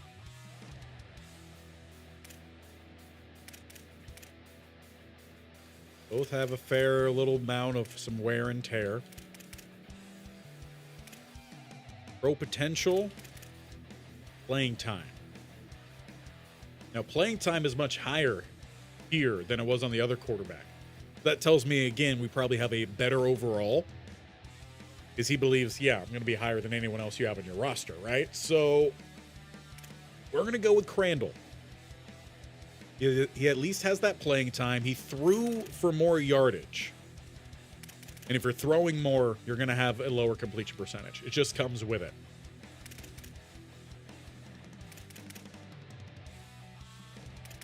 Although I'm thinking fewer, well, rushing attempts. So we did have a little bit of some rushing here with, but also senior. We're not looking to go with seniors. We're going to add Crandall. Again, not as focused on the running backs right now. Would like a receiver. We do have to actually unsearch here. Essentially. Show me receivers. I'm just curious of who is interested. It's just 1 stars. You can also need to find some cheaper options too. So we're probably going to be looking for a lot more of the 3-star variety.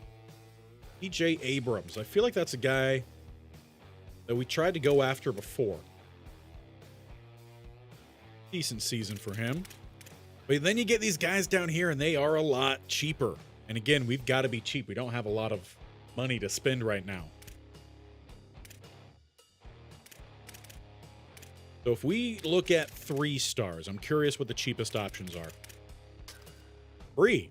Well, free sounds fantastic. Anyone who was free and had some decent production, though? This guy right here. Marcus Eubanks. Speedster, though. And be a sophomore. Obviously, we know, though, that he produced. He did have catching problems. He had 9 drops. I'll put him on the board for now. Speedsters aren't necessarily what we're looking for, but again, we got to work with what we've got. Gadgets, again, it's really not what we're looking for. A lot of gadgets.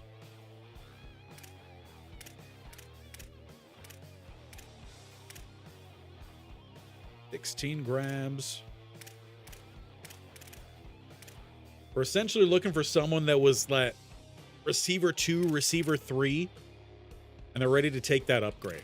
You know, see the field a little bit more. We could dip a little bit into the money. I'm not against a little bit of some money here. Contested specialist, 6'5", 200 pounds, James Sims Davidson. He produced 8 touchdowns. This is more of the guy we're looking for on the outside. We have Hardy, who could play in the a little bit as that Z. We're looking for our X right now, really. Because Frescues is going to play in the slot. I like Sims Davidson. I want to start there with him. We did add a couple of receivers, though. And Hugh Banks, you know, at this point, I know, obviously, Davidson and they both had production. I'll keep Hugh Banks on there for now.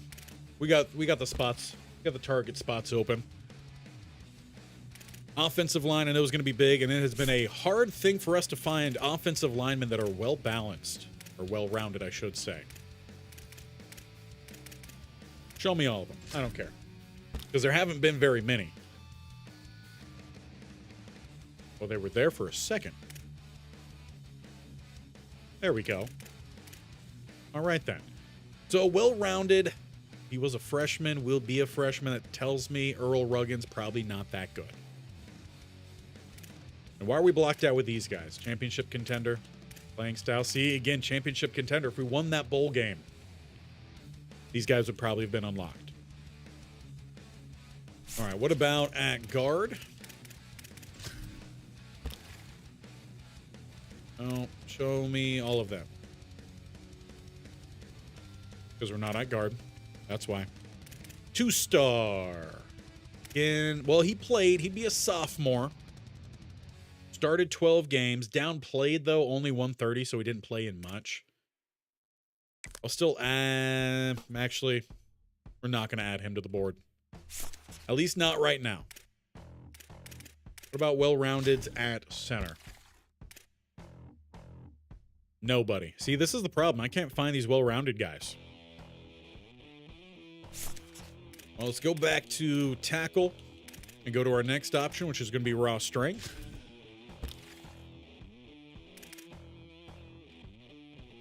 And we do have some options. Would be another junior here. 2 sacks allowed on 700 and about 40 downs played. Played at USC. Could make it a easier transfer over. Again, we're going to wait for we're going to wait for seniors and freshmen later on. Eventually looking for those guys to be kind of our free players almost. And we had 2 starters on the line returning from last year, or potential starters at least.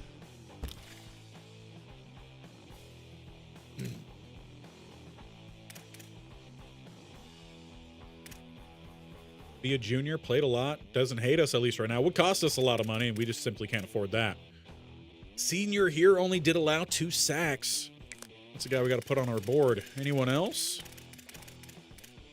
Not until you get down to the 2s, and again, that'll be more for the seniors that we look for. We can look at the 2 stars, because again, it goes based off of what they can be, right? So if you get a senior, they're probably not going to develop as much. So you could still find good seniors that are 2 stars, and they could still be like 84 something overall.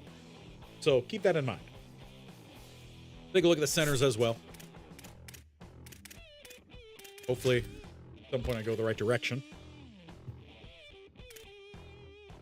And no 3 stars. Potentially we'll look for another guy later. Now, we're going to go back to tackle here real quick. And I just want to look at pass protector, because I want to see if there's a good guy to stick at that backside. A blind side blocker. There is Milner. He would be a sophomore. Didn't play last year. That's a big unknown then. Again, he might even be a freshman. He might have been redshirted. So he may not develop as much, may not be necessarily starting caliber. We'll see if he's available later, though he is free.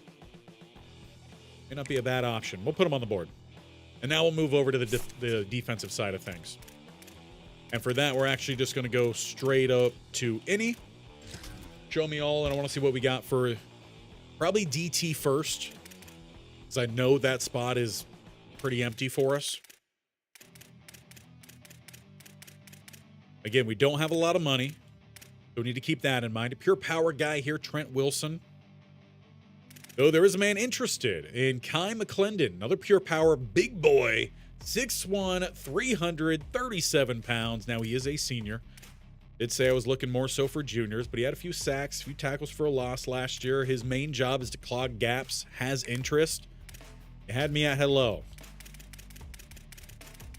And there are several interested guys from 3-star range.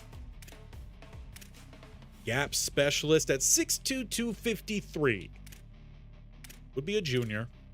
He had some sacks last year. I wasn't sold on the man from Central Michigan, but you intrigue me, especially with the 0 money down. More sacks here. Iowa State. Still more of a nose tackle. So we have a potential 3-tech, and we have a potential nose tackle. I can be pure power at 251. Probably tells me you just don't have the athleticism. But I like that. I think that's a good starting point. So a junior and a senior. I could work with that. Now for edge. I mean, I'll take a little quick look, especially when there's free 3 stars here. Freshman, though, pure power at edge, I'll pass. Edge setter, again, I'll pass. Edge setter, pass. But this is where getting Demario Alexander drafted helps us out. Do have a junior here who just didn't seem to play much. Pure power. Edge setter again. Other doesn't quite match. Now we're out of interest range, so let's jump up to the top then. Though still looking for guys that are going to be affordable because, again, we don't have the money. So I think we need to honestly go limit ourselves to 3 stars. Just help ourselves out in the search, honestly. Here's a guy, pure power though. 25 to spend for a junior who didn't see much playing time, or at least not much production. Speed rusher here though, $10, 7 sacks. Junior, that's what we're looking for. That is exactly what we're looking for. Another junior here, a little bit of some playing time, is cheap. We'll toss him on the board for now, just so we don't forget who he was. We'll see if we do look to go after him, though.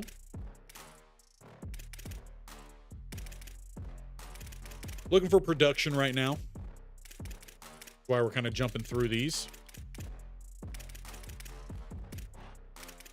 Can't really sort by stats, unfortunately. Would be nice.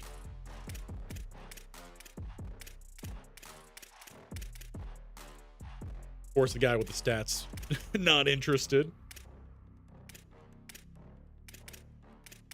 Okay. So we added a few guys there to edge. I think that'll be a good place to start with them. And then again, we'll go after younger guys later because we still need to build depth on this team too. But that could be potentially 2 new starters, which is great. We do have Thomas returning. So again, you know, we're not desperate for another, but it's also great to have rotation, keeps them healthier and honestly better down the long haul. Do need to find linebackers. At least one good starting linebacker. And a guy here who wants to play for free, though he is a freshman. Not much freshman here. Would be a junior, just hasn't played. Here's a guy with some production as a freshman. I'd be more interested here. Jack Garbolino? Thumper? Thumpers don't fit 425 though. They don't fit 425. Especially since we're not a multiple. We don't even run 3-4.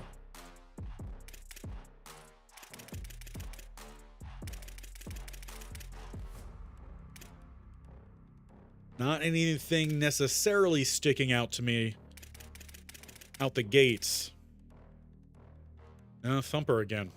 Need signal callers or lurkers. There is a sophomore potentially here. He started 8 games, so he wouldn't be a red shirt. Christian Garcia. A 3-star sophomore. Maybe not as good. Do have a signal caller here. He started 12 games. He probably was playing special teams. And Ko'o Kai from Kahaluhu, Hawaii. Doing my best on some of these pronunciations. If you do notice I'm saying things wrong, always feel free, correct me. I want to make sure I'm pronouncing things correctly. Especially people's names and places. Things in general.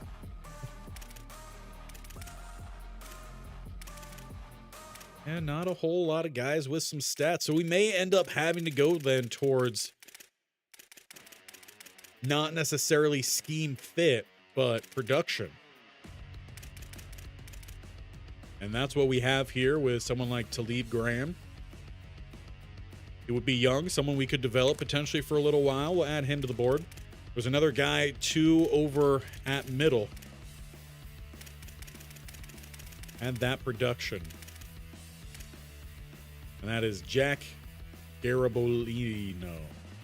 I need to say that maybe a little bit more confidently, and then it'll sound right. Garbolino. A little bit on the smaller side, Brunswick, New Jersey. I'll add him to the board too. We got a couple guys. Again, this is more of our initial we'll go after some higher tier targets if we see we could get them pretty cheaply. I was just scrolling here, seeing what we got at corners. Guys who are interested maybe for free. But do have some free 3-stars, which is interesting, and they are young. So, yeah, definitely some guys to keep an eye on when we get to that later part. Now, do know we need safety. That I do know. What are we looking at here? 2 picks last year, hybrid type. Jalen Pollard would be a junior. You have me intrigued. Probably use with a couple here. Got a pick last year. Be a sophomore. No, he might be redshirted. Game started 0. He might have played in some others. It's just a way to semi-gauge, as you don't know for sure. Interest there from Jackson. Not quite where we're looking to go to yet. 3 picks. Playing for free. Junior box specialist, though. 425. We do need that robber. We'll toss him on the board. Looking, hopefully, for guys primarily inside the top 1,000. We wanted to pay the guy from California, from Waipahu, maybe. Aiden Manutai, coverage specialist. We just don't have the money. He's interested in us, but we just don't have the money right now. We got to grow that bank account. Somehow. Somehow we got to grow that bank account. Looking for people who have essentially multiple interceptions. Tells me that they can play the ball well. All right, so we know we have at least one starting spot open at safety, so we've got the basics covered. Outside, I didn't look for a starter at fullback. We got any transfer fullbacks? There are a few. It'll be a senior blocking style, utility, Nico Swoop, but played 174 downs last year, but didn't record anything, so it tells me did a little bit more blocking than anything else. All right. We're going to start going through, giving out the hours here. Again, we don't have that many hours, so I know right now we don't have a full class. That's on purpose. But before we do that, I'm going to take a quick 2-minute break, and we will be right on back. I'll keep that background music going, but I will go ahead and just take down the face here for a moment. Let me know when you're in the comments, in the chat right now, who do you think we should be going after first and foremost, and those we added onto our board.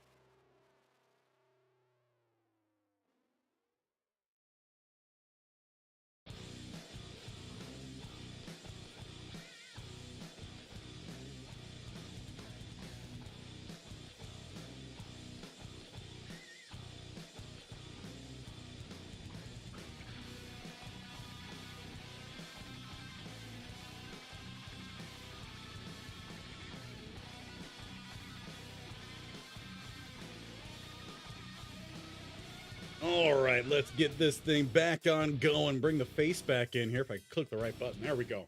Also open the window too now that, we don't have a game going on. Got to get some fresh air in here. Also got to try to make sure we're bringing in some talent. Now, again, we don't have the hours, right? So we're not going to be looking to do any sort of scouting because we just can't afford that at this point. We're going to look to go after, I think, Crandall first. So we're going to offer him a bit more. I don't want to offer the scholarship yet. We've got some decent pitches here. Nothing crazy. Offer him up to 25. Well, in fact, let's do a little bit of some math here. Let's try to min-max this as much as we can initially. So bring out my calculator. Right, so we have 24 total people on the board. 9 of those, though, are going to be our high school guys. So then that means we actually have 15 guys on the board, and we're trying to divvy up 522 hours. That's a weird amount of hours. Divide that by the 15. So everyone could get up to about 30 points. Technically just under 35, so someone would not get the 35. So in that instance, then, make sure we're getting things started off well. If we're looking at multiple guys from certain positions, I would rather start off maybe a little bit lower. Again, I liked Sims Davidson a little bit more. In fact, we could probably go, since we're saving some on these guys, let's go with 40 for the starters that we want. And then the 25 for the second options. Offensive line, though, I want them all.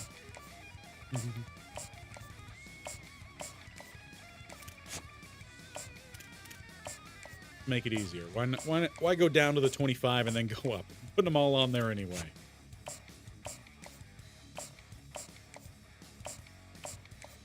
Now for the DTs. We already have interest from both of these guys, so I feel like we might be able to be cheaper initially for both. We'll come back to them at the end if we have the extra points. Again, edge players, I know we really just need the one, but these guys are very similar, both speed rushers. We saved the points with the DTs for right now, so let's give them the extra. Because again, we are not on their board initially, so we need a really good introduction here. Linebackers as well, we gotta have both. Need that depth. Like, why you give me hours that end in a 2? Like, everything here ends in 0s or 5s. So I got hours that I know I'm never going to be able to use. That's just weird. That's just weird. Still have 62 points.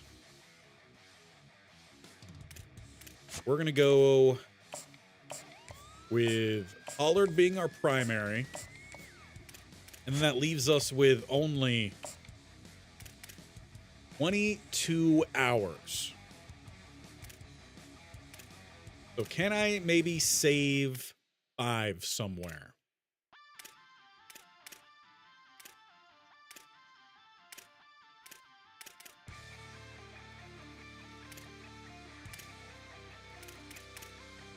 Problem is, the only people that we have on our board who had the initial interest were the defensive tackles, so makes the decision here a little bit harder.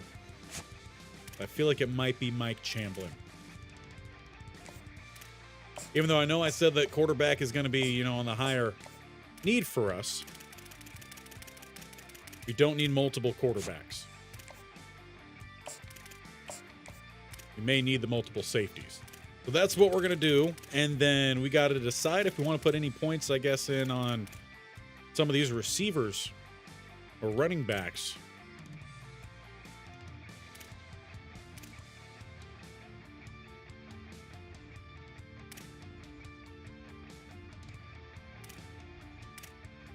If there's anyone that we might need the extra points on, it might be right here. So we'll put the 5 in there, and we have the 2 hours. I mean, there's nothing we could do with the 2. So that's going to be our initial setup here, our introduction. We're going to get over the next week, see how well we did with these introductions, and then make some tough decisions. Maybe add on some more people. We'll see where we're at. A different approach this time than we have in the, I want to say majority of the offseason. Normally I fill up that board entirely. We are already out here on Mike Chamblin. Fine by me. Again, we're making introductions with a lot of these guys, gauging interest.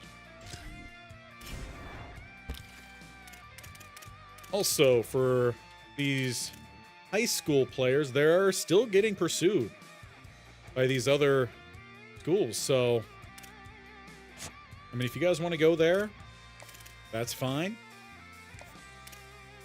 Save those points, try to use them elsewhere. But yeah, we are out here on Chamblin. We do move up here with Crandall. I would like to go ahead and max this one out, though. We are inside the top 5. So that means now I need to break out my recruiting calculator.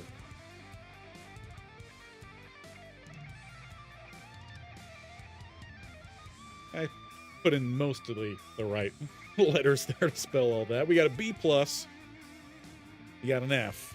We got a C-. Send the house. What I thought. Let's go full in there for Crandall.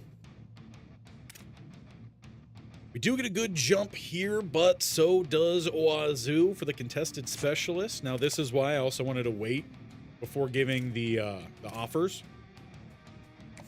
We're going to go full house here as well.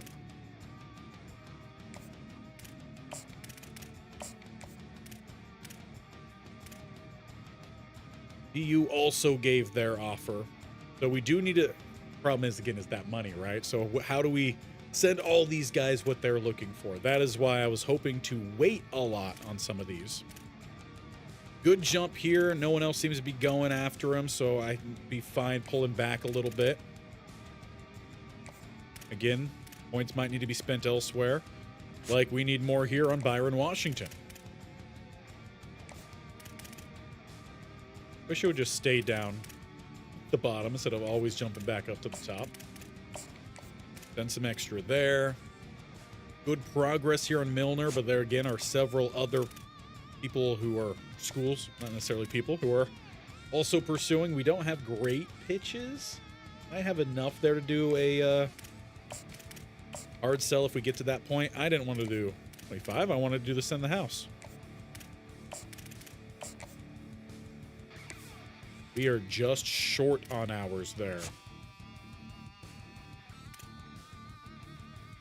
I'll have to come back then because we also need some more points there.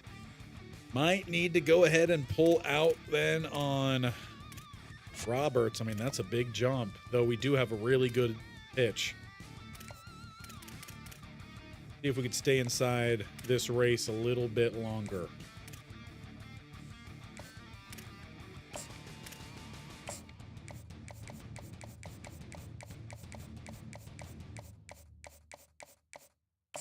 So, obviously, I know these guys do need their scholarships offered.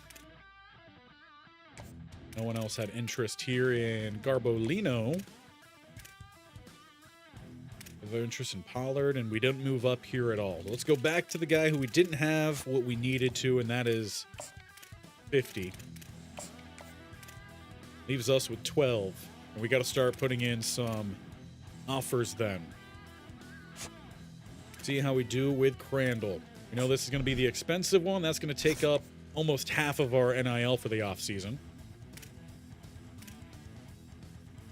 Have to offer about 15 more here to Sims Davidson if we're to get into that race. Now, we did up the total package, so sometimes when you do that, schools do drop off. So because of that, I don't want to be too aggressive here in offering some packages, especially when we know we have to pay a lot more. And that could be another problem, too, here with Byron Washington. We don't have the money to pay the NIL with other schools interested. So we can't make that offer yet.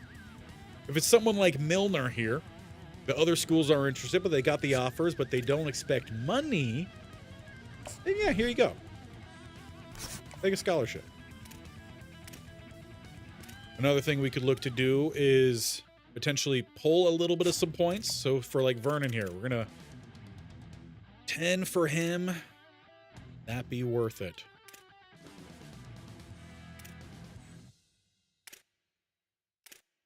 Think it might. We'll offer up here, but again, we're going to find out rather shortly if we're really in the races with these guys or not. Even offering up the got the clocked in, so we don't even have the 5 there.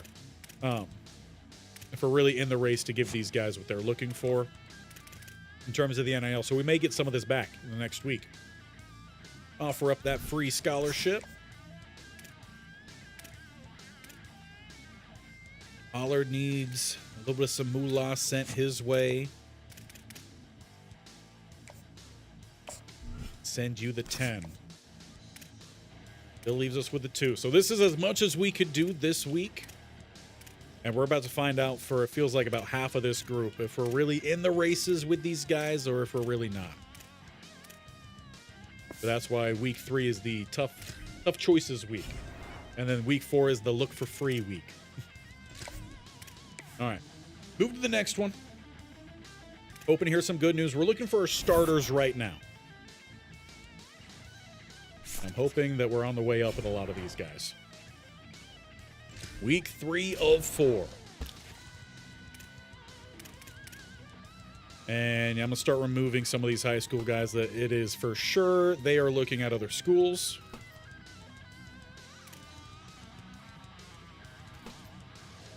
And we may still get the fullback here in Tony Okine because the only one now with the offer in there.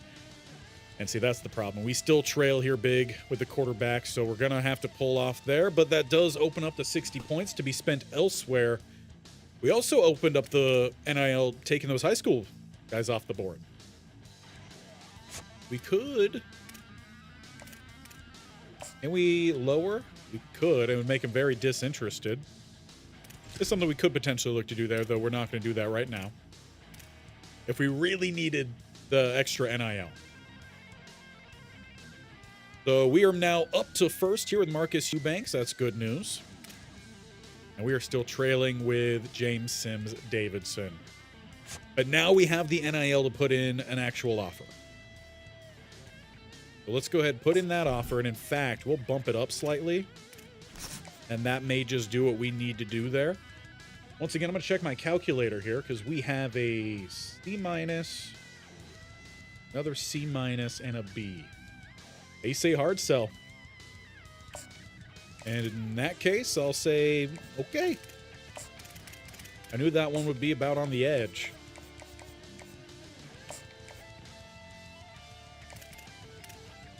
See if that helps us out. We're looking good here. I do expect a little bit of that moolah, but we're going to wait till the end if we can. Washington now, we could look to pay him. In fact, we're going to overpay a little bit here, I think. See if that helps us out. See if that gives us the jump we're looking for. Pressure behind, but we're looking pretty good here with Milner. Not quite inside the top 5. Pressure coming in from behind now. McClendon. Have to offer him up a scholarship as well. Just like that, we're back under 100. Feel like we may need to maybe put some more points in. I think we might be able to get away with that. Ball State making their pursuit here. This one, though, is for free, which is always good news. Still trailing with Verndon. But we do have a really good pitch here, so we're definitely going to switch this up to a hard sell.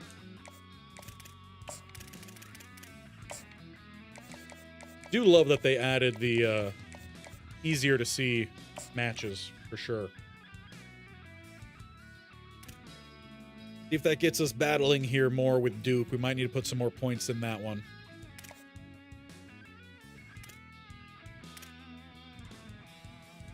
I'm feeling for Roberts. This is one we're going to have to pull out on. I don't know if we're going to make up the ground there. Yeah, we've got one more week before we got to make these hard decisions. Locked in's looking great. We could offer up the $10. Need to put in another offer here. Or no, we already did put that offer in, so we actually need to upgrade this. Send 5 more his way. That might help us overtake. Looking good there. In fact, we've got the points for it. Let's go ahead and get in that $0 offer. USF takes a big jump here for Pollard. I just don't think we're going to be able to overcome that. Decent grades, though.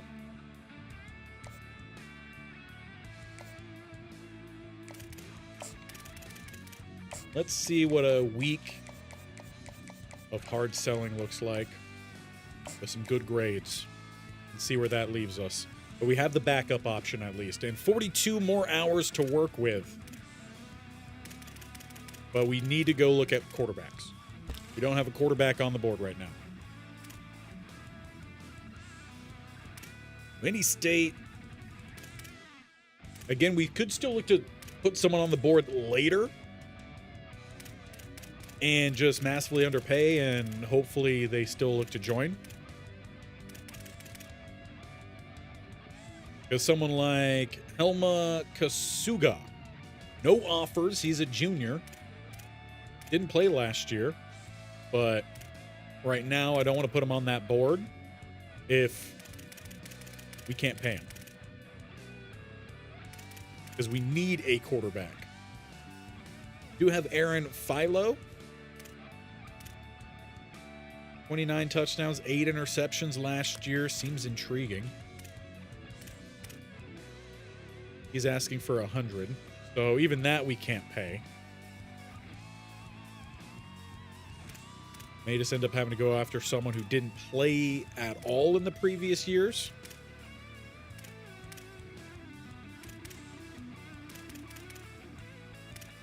Go a pocket passer here, Cutter Boley. Alberto Mendoza, we were looking at him earlier, doesn't have the offer either, so we got a couple quarterbacks there. And the 8 interceptions has me a bit worried. Also senior versus, I believe, junior. Right? No, it would also be a senior in Mendoza. But less interceptions. I'm going to start here. Give ourselves a little introduction. And you know what? I know we need a quarterback. Let's go ahead and toss on that 70 package as well. That's all of our points here for week 3. We're going to head into the final week then, and that's where we're going to look to add in a lot more players, freshmen, sophomores, really try to fill out, hit the wrong button, really try to fill out the depth as well with as many free players as we can get. And by that, I mean I'm looking for guys who do not have offers. They're not looking for any money, or we might add in a few guys who are looking for some money, as some decisions have been made, and we did not overcome those, unfortunately. But that does mean I think we are about to get back some of that NIL. All right, tough decision day. Who's getting cut? Well, Missouri's coming in here, so that's going to free up 70 for us. I think that's fine. So we're looking at max 5 high school players coming in here right now. And, of course, pressure comes in for the receiving group. And they got the visit. We got to restart at receiver.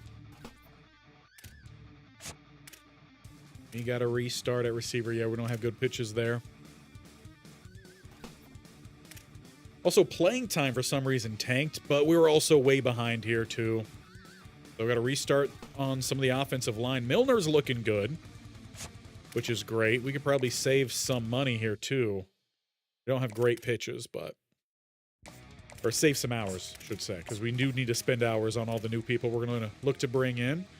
Looking good there. Pressure still behind a bit from Ball State. Let's switch this up to some soft sells. We could save hours and have it be more impactful.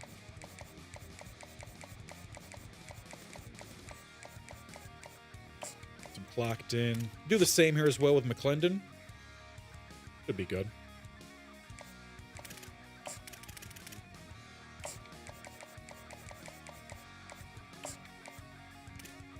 Both of them have their scholarship offers in.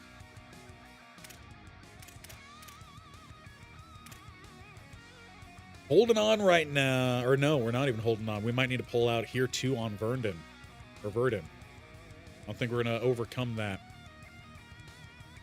And we're already locked out of the other guy too. We got to restart at edge. Height race here with Talib Graham. 40 points, though. And we don't have a great sell. So what I'm going to look to do here instead, just to make sure we get this one locked down,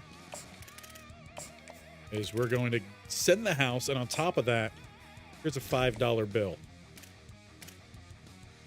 Looking good there. We're out on Pollard. Looking good, though, for Smith. We could go ahead and offer him up his scholarship. Got to have the scholarships in. Looking real good here, too, on Mendoza. So it looks like we will get Mendoza. So we will still bring in another quarterback. He is a senior. I wouldn't mind potentially even putting another guy on the board. Who's someone that we might try to get cheaply for free here. Because right now we got 13 on the board. Everyone that we currently have on this board outside of maybe one, it seems to be a bit more of a lock that we are going to get them. So now is where we have to go in here. We got to be smart. We got to look for guys. We still need to fill in a couple spots, so we still need some juniors. Obviously, we got to restart a bit there at edge.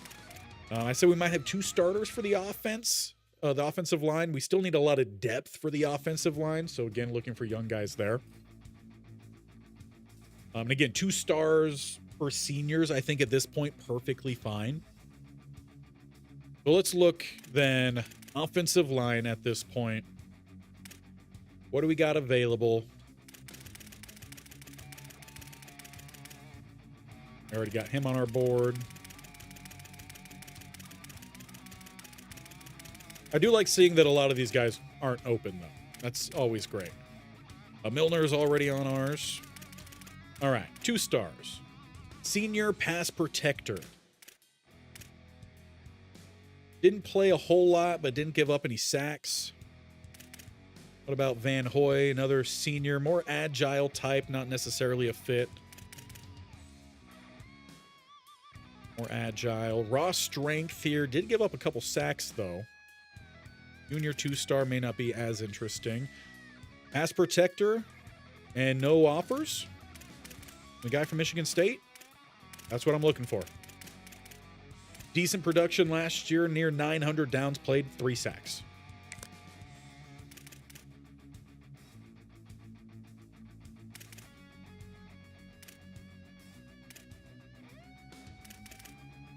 And that was for a starter that we needed there. So we'll jump over to edge now.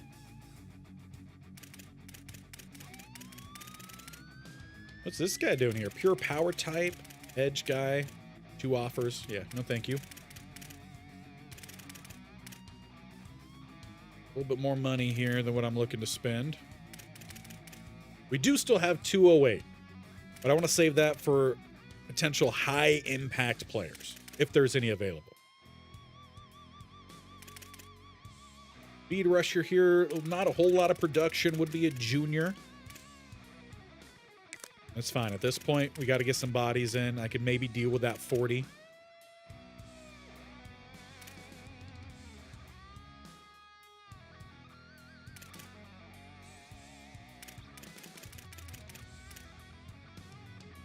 Another pure power, did have some sacks, not necessarily the fit we're looking for. Would be a junior here, no production, didn't really play a whole lot. Probably more special teams. Good size, though, with a speed rusher with no offers. Would also be a junior. So those are going to be the replacements for the guys we were looking at earlier. We still have both linebackers on the board. Come on, game. Catch up. Let's go. Yes, we do still have both potential starting linebackers. Or at least one of them might be rotation even.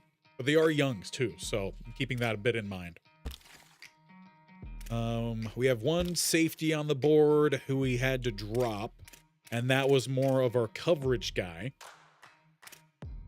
The robber type we still have on there. So looking for someone who might have some coverage speciality. Junior or senior. And no offers. Hybrid. Didn't get any picks last year. Intriguing. I'll put him on the board for now.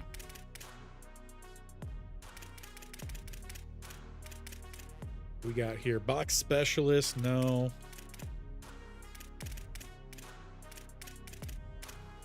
Senior 2-star box specialist. No. Couple picks though here. Good pass deflections. BearB. Wow. Ben Minich. I'll add him to the board.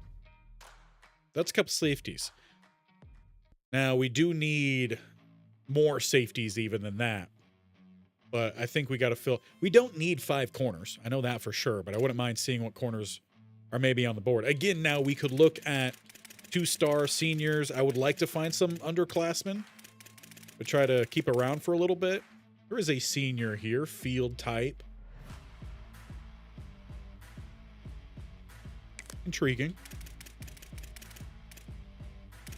What was his NIL? A little bit more expensive. I wasn't checking the NILs on some of these guys, so we might need to double check those.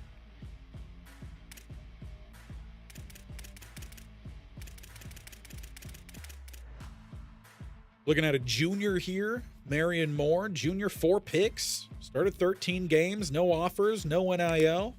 My favorite kind of person.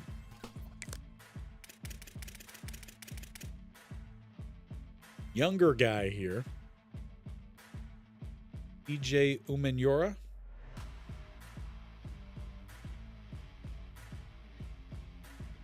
I think so. I think that's how that one's pronounced. I'll put him on because a freshman, 3-star at this point. I'd be more like, again, we've got to build some depth too. That's 3 corners. I think that's plenty. We did not find a receiver. That's more of the position I was looking to maybe spend some money on if there was a guy available. No offers. Jaspin Lopez, elusive route runner. He's looking for a good buck, though. Also a junior. Got the freshman 4-star, elusive route runner. Did play, though, last year, so would be a sophomore. Still expecting a good penny. Got some 3-star gadgets. Their gadget.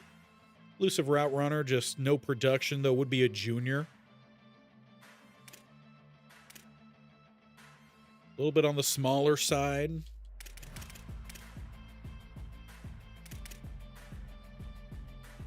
Bit more production here. Would be a senior, Tony Diaz. Again, not on the necessarily bigger side of things. Another senior, a little bit of some production there. Though Oregon State's offense was awful last year. They were worse than us, statistically at least. Cameron Dickerson Jr., decent size. Elusive route runner.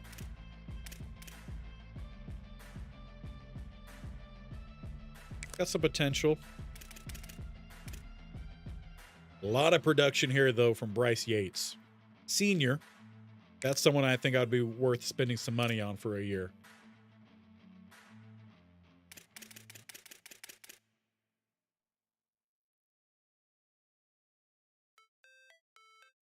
Don't feel like we need that running back, but I will see what's available, like a north-south receiver. Doesn't quite fit. I don't got the money for you anyway. I mean, I could put in an offer. You know what? It's a 5-star. I'll put in an offer. I'm not paying you anything. If you want to come play, come play. At this point, might as well toss that out there. KJ Edwards would be a junior east-west playmaker. Not exactly fitting where this offense is going towards. Elusive bruiser in Tyrell Bloom. Freshman. Again, we're looking for depth. Asking for a bit more money. If I could get him to come play for free, I'll do it. We have quite a few younger running backs, if I'm not mistaken, that we're looking to bring in too. Although I feel like I did have to take most of them off the board. So actually, no. There was not a single running back we were looking at. So it would probably be a good idea to bring in a running back that I know for sure we could probably pick up. So we're looking at 3 2-stars, somewhere around in there.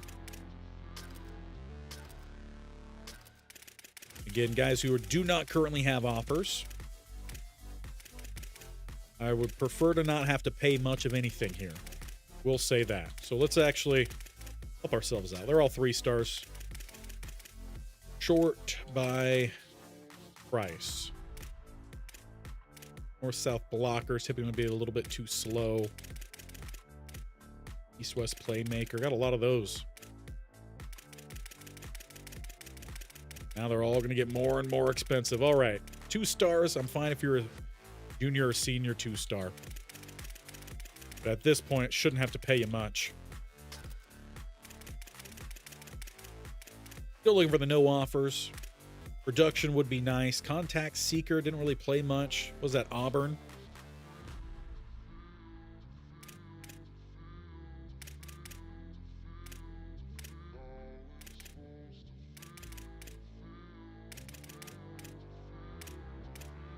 Contact Seeker ran around a little bit, didn't have a very productive year. We're to add the guy from Auburn, be a junior. A little bit of some depth there at running back. We didn't look at any tight ends yet either. Again, it's not a big need. I wouldn't mind a senior here either. A little plug and play 1 year. Physical route runner Carson Brune.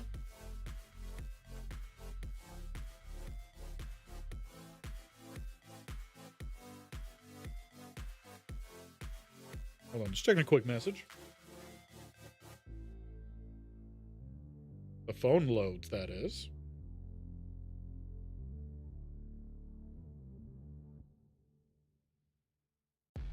There we go. Okay. Wouldn't mind a semi-productive tight end to help step in. We saw how much we went to the tight end in last year's offense. Dylan Hip, senior, 40 catches. Does seem interesting. But I do need to make sure whoever we bring in can also block, which is why I'm not looking at a lot of these guys who maybe had a bit more production. But I need that physical route runner or gritty possession type. Good with that. All right, so that should be mostly starters and a couple maybe more fringe, perhaps.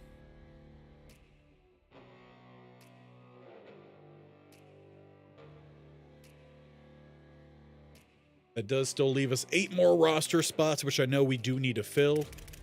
Let's just manage the hours here we got with these guys.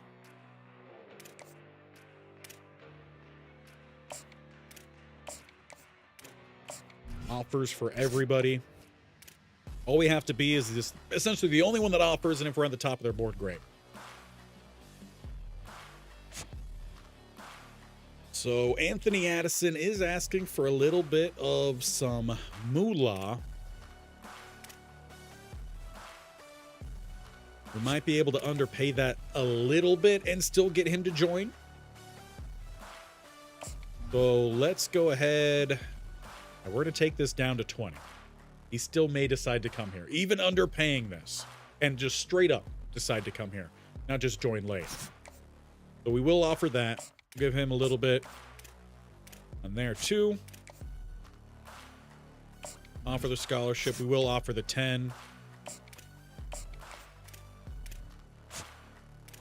And that's kind of going to be what we're going to look to do here, at least initially, is just give everyone the 10 and a scholarship. Because again, we're trying to bring in as many players as possible here. Because we were already a understaffed roster last year. Now the cornerback Donovan Jones. What do we got here in terms of guys who are asking for some money? Because playing time could be a problem with all the running backs I added. If I take off Davenport, that still doesn't get us. Well, I don't want to take Bloom off if it's still not going to fix it with Lyles, because most likely we're not going to get him anyway. So let's just go ahead and remove Lyles. If we're going to pay a running back, it's going to be Bloom, but would it make sense to pay that running back if we aren't going to use him? Because we already have our starter, and that's Rainey. Unless Bloom comes in better. It'd be possible. We'll leave him on the board for now. So, okay. Guys that we're looking to pay. Bloom, if we're really trying to get this guy, I know I'm going to have to put in an offer here. It's going to be way low, and he's still someone that I'm hoping will decide to come play late. So we're going to offer him the 100, and if he does join us late, we actually will get him for free. We just want to make sure that he's not trying to go somewhere else first, right? If he gets a scholarship from someone else, then he gets a scholarship from someone else. That means for all of these guys, we're going to be trying to way undercut what we are looking to pay them, but still pay them enough to Convince them to still play football. That's the small zone, the small window you have to be at. Because if you just don't pay them and no one else does, they'll just decide not to play football at all. And they won't go anywhere. You want them to at least choose to walk on somewhere without a scholarship there, and then they'll join you late. That's what we're trying to do here. We're trying to essentially be merchants. Get some players for free. Offer a scholarship to 25.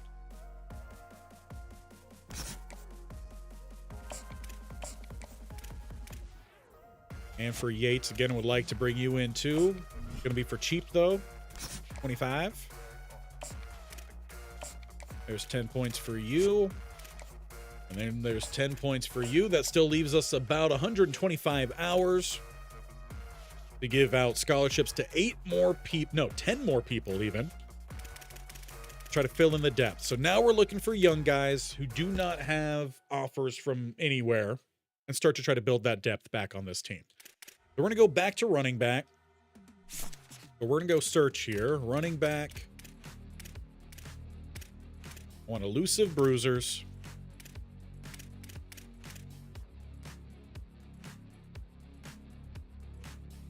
I wish there was a little bit more here in terms of the search, but we'll just narrow it down to that, at least for now.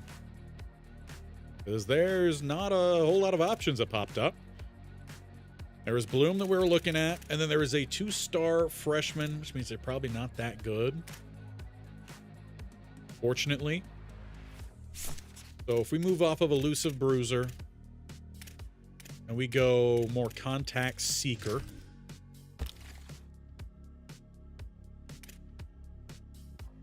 no, just any state, please.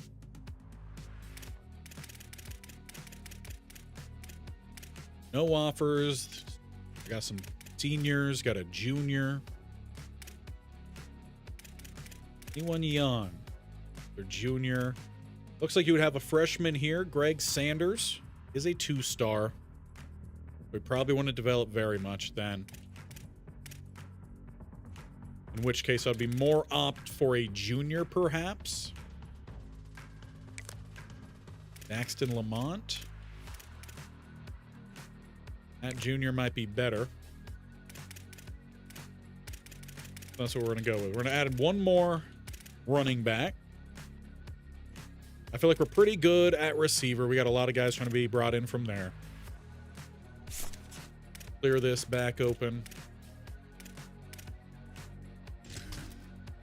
Look for some offensive linemen.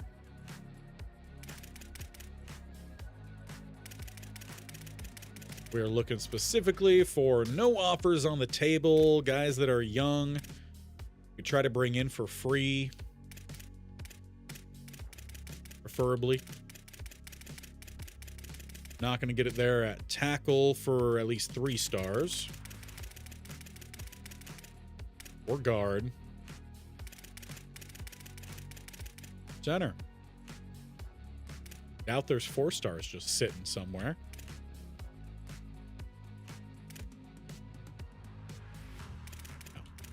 All right, 2 stars then for some offensive line depth. Now I wouldn't want them to be freshmen. Excuse me, I wouldn't want them to be freshmen. I want to be a little bit older than that. Pass protector, tackle, perhaps. Especially if they're free. Raw strength, Wiley.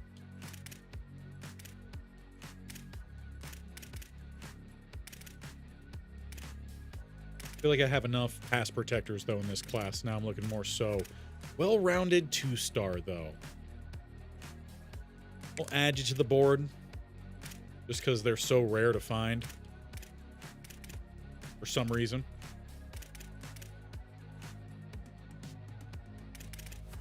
All right, we've got 6 offensive linemen in total. We need 11 for a healthy roster.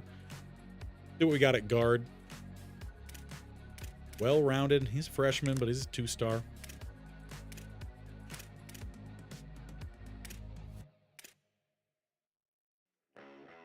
Get a little bit from a pipeline. Why not?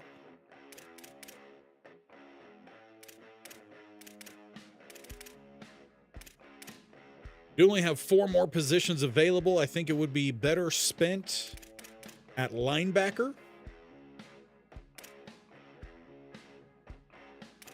Free option here, lurker. Love to see it. Mike. One guy here, 3-star thumper. Not exactly the fit, but we're going to take it. Beggars can't be choosers, and we're begging for some linebackers to come play. I would take a look at 2-star as well, but we are down to 2 more positions. What would be the biggest bang for our buck? We also have not gone after a kicker or punter. So probably should add a kicker or a punter. Any state, give me kickers. What do we got? One like someone who's free. Freshman, 3-star, accurate. Potentially. I think I prefer a little bit more of the power type. And we got one right here, Emmanuel Vons. Come play. Any transfer punters? Of course there's transfer punters. Another power guy right here. Welcome to the board. So that's actually our board. So we are looking at bringing in Alberto Mendoza. Got a couple running backs on the board. A fullback. Got a few receivers here. A couple transfers. 1 high school. 1 tight end. A good number of offensive linemen. Got a few edges on the board. A few DTs. Couple DTs. Got a few linebackers. We already did bring in 1 in Rambo.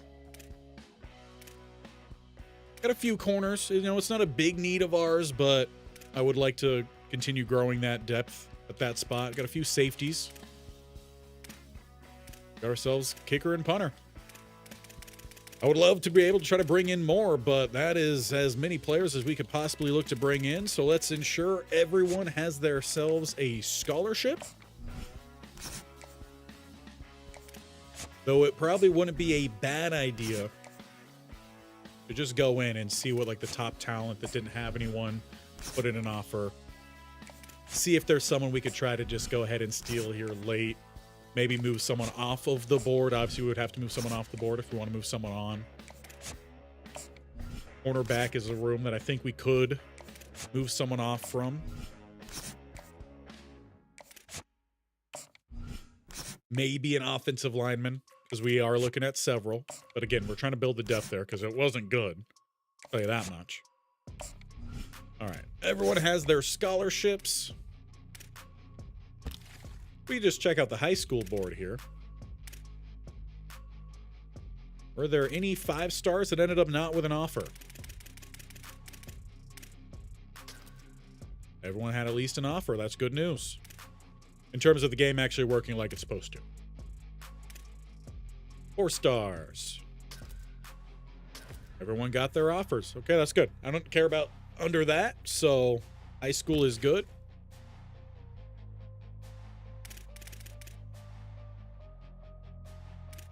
Five-star prospects. Everyone. Actually, I don't think it'll show us, even if we could look to go after someone. Because we don't have that spot open. So let's go back over here. And let's make a decision.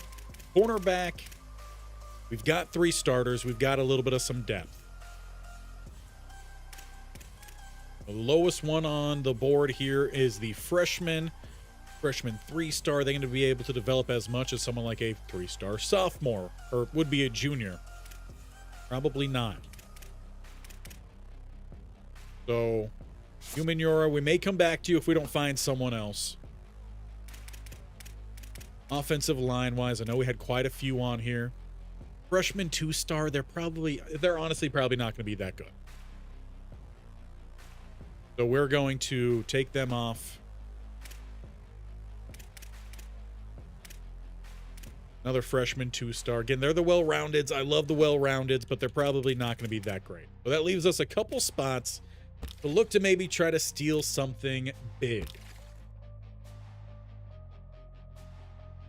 Stay towards the top. Any 5-star who did not get an offer. There is a quarterback. He's a transfer quarterback. Looking for a lot of NIL, but no one seemed to offer it. From USC, he's a dual threat. It doesn't really fit our offense, but if we need to add it in, I mean, we could add it in. Let's toss the quarterback on the board.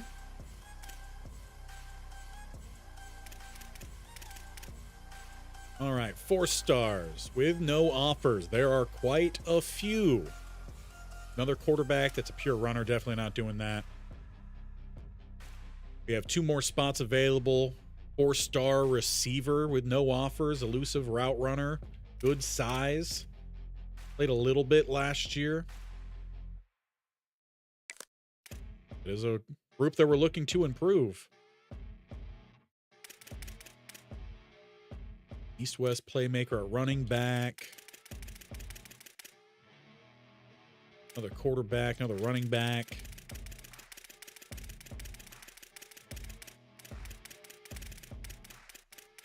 Oh, we're already out of the no offer, so I don't know why I'm still scrolling at that point.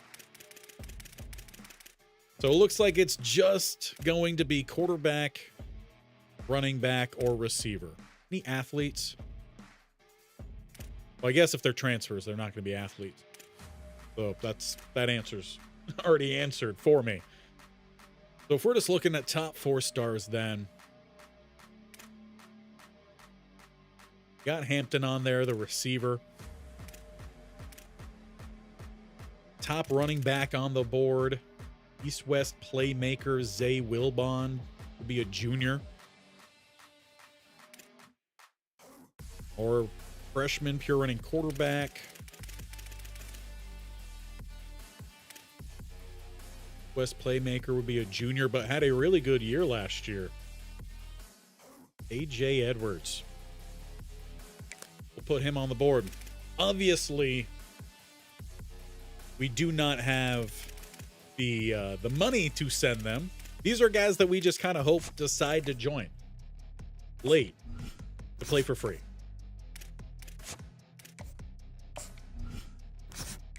You wanted to get paid. Obviously, you're not going to get paid. Here's your scholarships at least. You could come play. And for these guys, I wouldn't mind giving them a little bit more.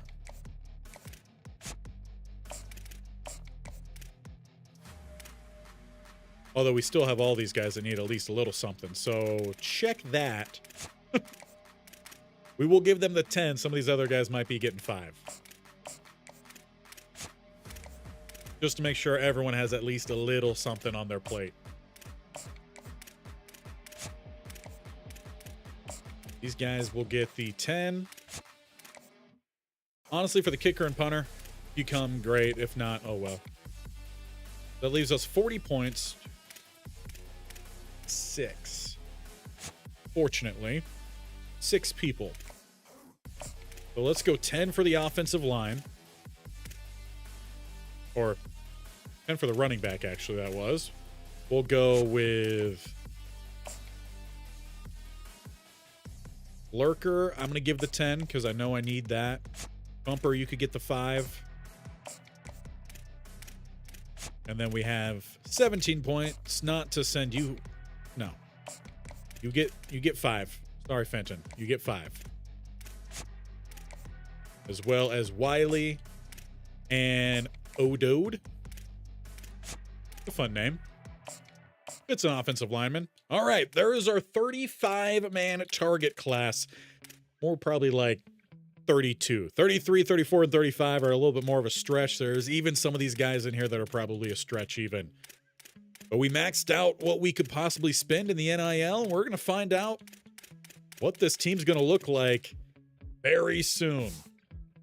Off-season recruiting is as full as it could possibly be. I would love some more hours to utilize and more slots open.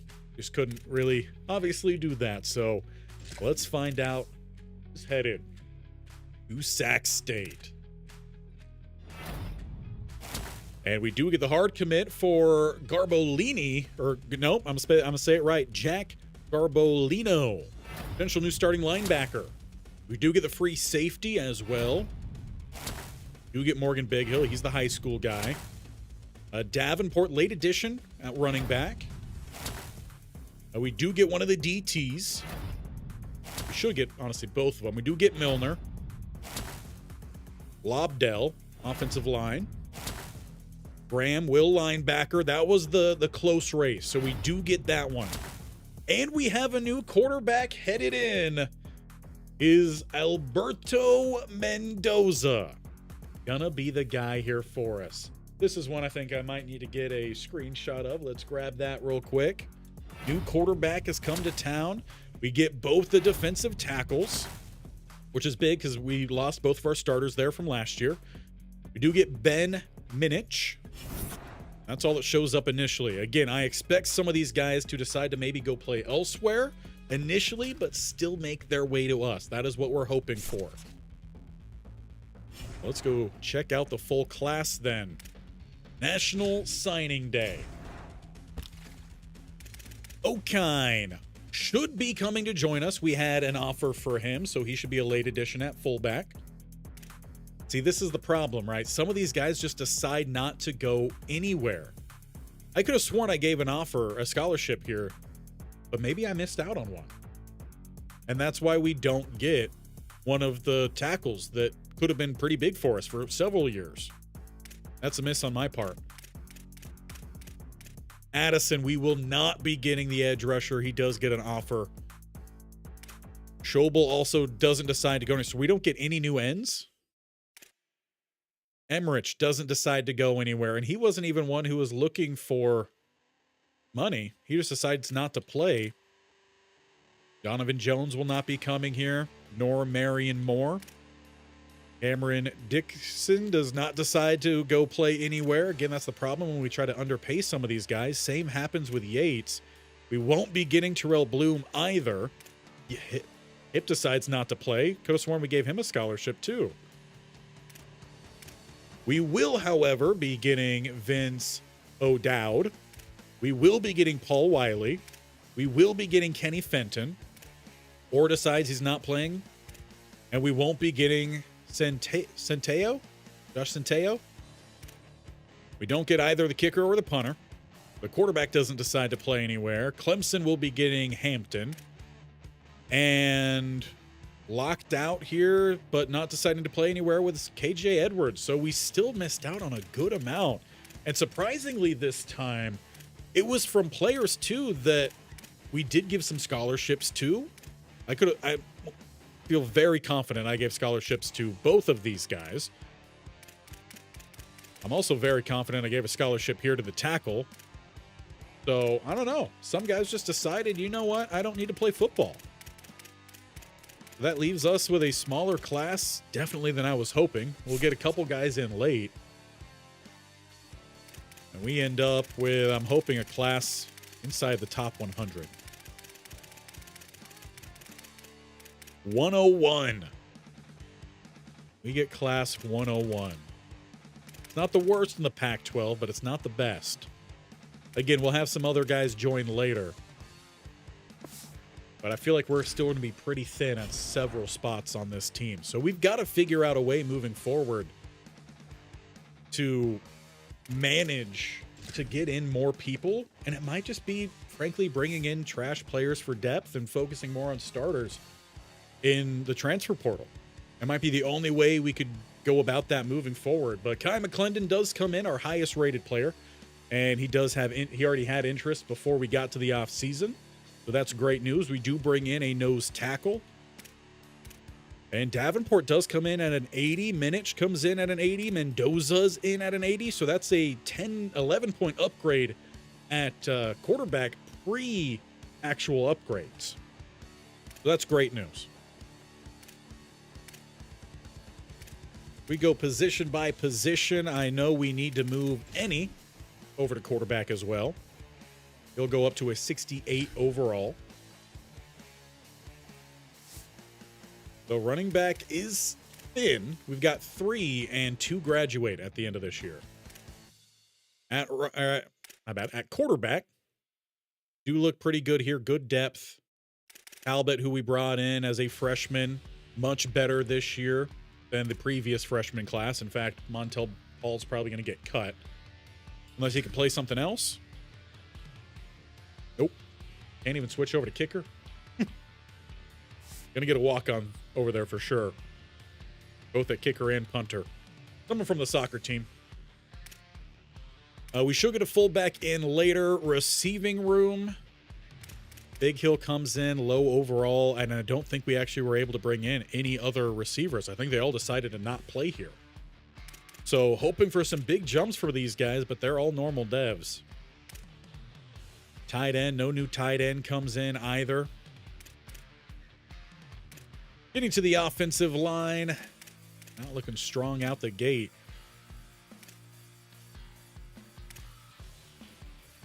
Again, we should get some guys in later, but not necessarily great. So let's see. We do have a pass protector here. Let's move him over to left tackle. Get us a starter there. Stallworth is listed as an agile type. He is our better blocker, so he could stay at right tackle then. And then, Michelle, we're going to have to move you somewhere. About left guard.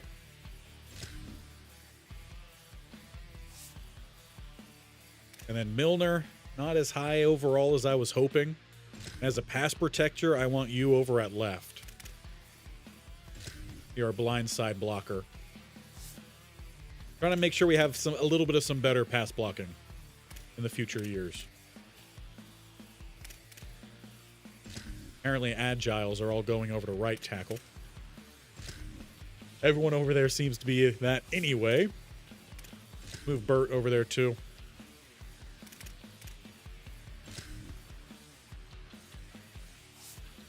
All right, so that means for the offensive line, we got Lobdell, left tackle.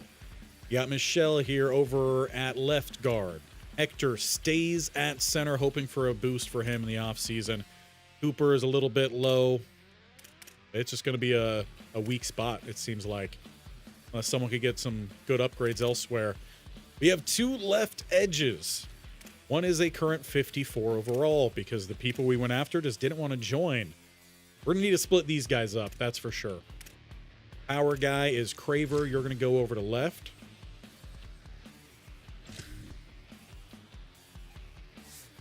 And then whoever is the faster of these bad guys is going over to right. 54 overall. At least have 2 bodies there. Only there are not any extra speed here, but we at least have some depth. Same linebacker. We've got 1. Few middle linebackers, though, and we have to decide where these guys are going to play then. So, Lurkers, Thumper. Thumpers play at Sam. Just how it goes. Though, actually, let's walk this back. We may need some more help on the edge spot. How are we looking here? We have 3 playable. So that tells me we need some more down there. Graham, you got some decent size. Pass rush moves are good enough. You're moving to edge. We'll move you over to right. Guess it's a good thing that we were looking at some of those thumpers then. Help save us where other guys decided not to come play. He's got some good speed there. Now we could actually get some good rotation. In fact, he might push for some even starting time on the other side too. We're going to see who develops well there. We're going to have to exit out of this screen because I still haven't fixed that whole getting stuck. Downshifted from the top of the stats. Back over here to the linebackers. All right. We still need to potentially find a Sam. Could be Tagaloa Lee. In fact, I think that's who's going to move over there. Tagaloa Lee, you can move over to Sam linebacker. Means we at least have 2 at every spot. Walls, how good is your pass rush? Got decent finesse. We need the depth at least here for this year. Rambo does come in a 68 overall, normal dev. We'll check in on the some of the caps as well, sooner rather than later. Could use with some better speed at corner. Minich, really good speed, 98. He is definitely our roaming safety, which means we could probably play a lot more single high this year. A lot more cover 1, cover 3s. Box specialist, you should be playing over at strong. Go up 4 overall, thank you very much. Hybrid, it's not a great fit, but we need at least some depth. So Derek Smith, wasn't that was the guy we just moved over here? Yeah. Nixon, cover specialist, you're going to move over 3. And that means Tevin Brown can play down a little bit if he needs. Smith could be the next guy up. Safety group doesn't look too bad. Though honestly, depending on how the overall upgrades go, Smith might get the overall start. Well, the tackling's better with Brown, so that would still leave Smith over the top. That would work. No kicker, no punter. 1 athlete to move is a speed rusher. Thank God. I needed some more depth up there. Only a 65, though. We'll move him to the left just to balance a little bit. So, yeah, definitely still, you know, it's a step back almost up front. Good speed, though. Not much strength. He really should be playing over on the right side. But got to balance it out a little bit. So before we get additional guys in, quarterback room looking better. Running back room is looking old. Now a little bit on the thinner side. I don't believe we ended up bringing in any help for the receivers. If so, they will show up late. Offensive line, we're going to hope for some big jumps here down the middle. Center and right guard are definitely weaker than the rest. Defensive line, you know, we brought in some good players, though. So promise that they're going to get some good develop. We do have an impact here as well from McClendon. The linebackers, though, nothing above a normal. But I think we could take a good step here. I think the offense, with at least the quarterback addition, is already a big improvement. Let's get on over to the next week, and let's find out really where this team is at. We are approaching, where are we at here? Closing in on 3 hours today. Definitely going to be our longest one in a good chunk. Still sitting at a 1.5 star. Again, we haven't won that bowl game yet. But training results. Actually not picking up on the mic at all. Try to do a drum roll there. Tried it for you. Still got that background music going. Good, good. All right, we've got an 87 overall on roster and a good chunk here, 80 plus. So I would say we at least have a starting side that is, you know, good caliber. Starting at the quarterback spot, McKinney, he only went up 1 overall. So we definitely brought in a big impact guy. Plus, he's got a bit more of some speed. It's 1 year, so we still need to make sure we're bringing some good talent in here, and that's going to be a big focus for sure in the offseason or in the regular season, trying to bring in at least some good depth. I want at least 10 guys. I want 10 guys committed by the time we reach the end of the next offseason. So looking at this, I think we could include a little bit of some of the quarterback runs. Not a lot, but just a little bit. Awareness, big jump up here, which is great. McKinney last year, I mean, it wasn't bad, but it's better. Stronger arm, which is, again, great. We had to put Ennie out there for our strongest thrower, so we get an upgrade there at the arm power. Better accuracies. McKinney didn't upgrade his short or medium, so already much better accuracies across the board. Throw on the run is going to be better. Throw under pressure is technically a little bit less. A break sack is far higher. Play action is massively higher, and we should be running a lot of play action. So, Alberto Mendoza, is he related? If I'm not mistaken. I think he is.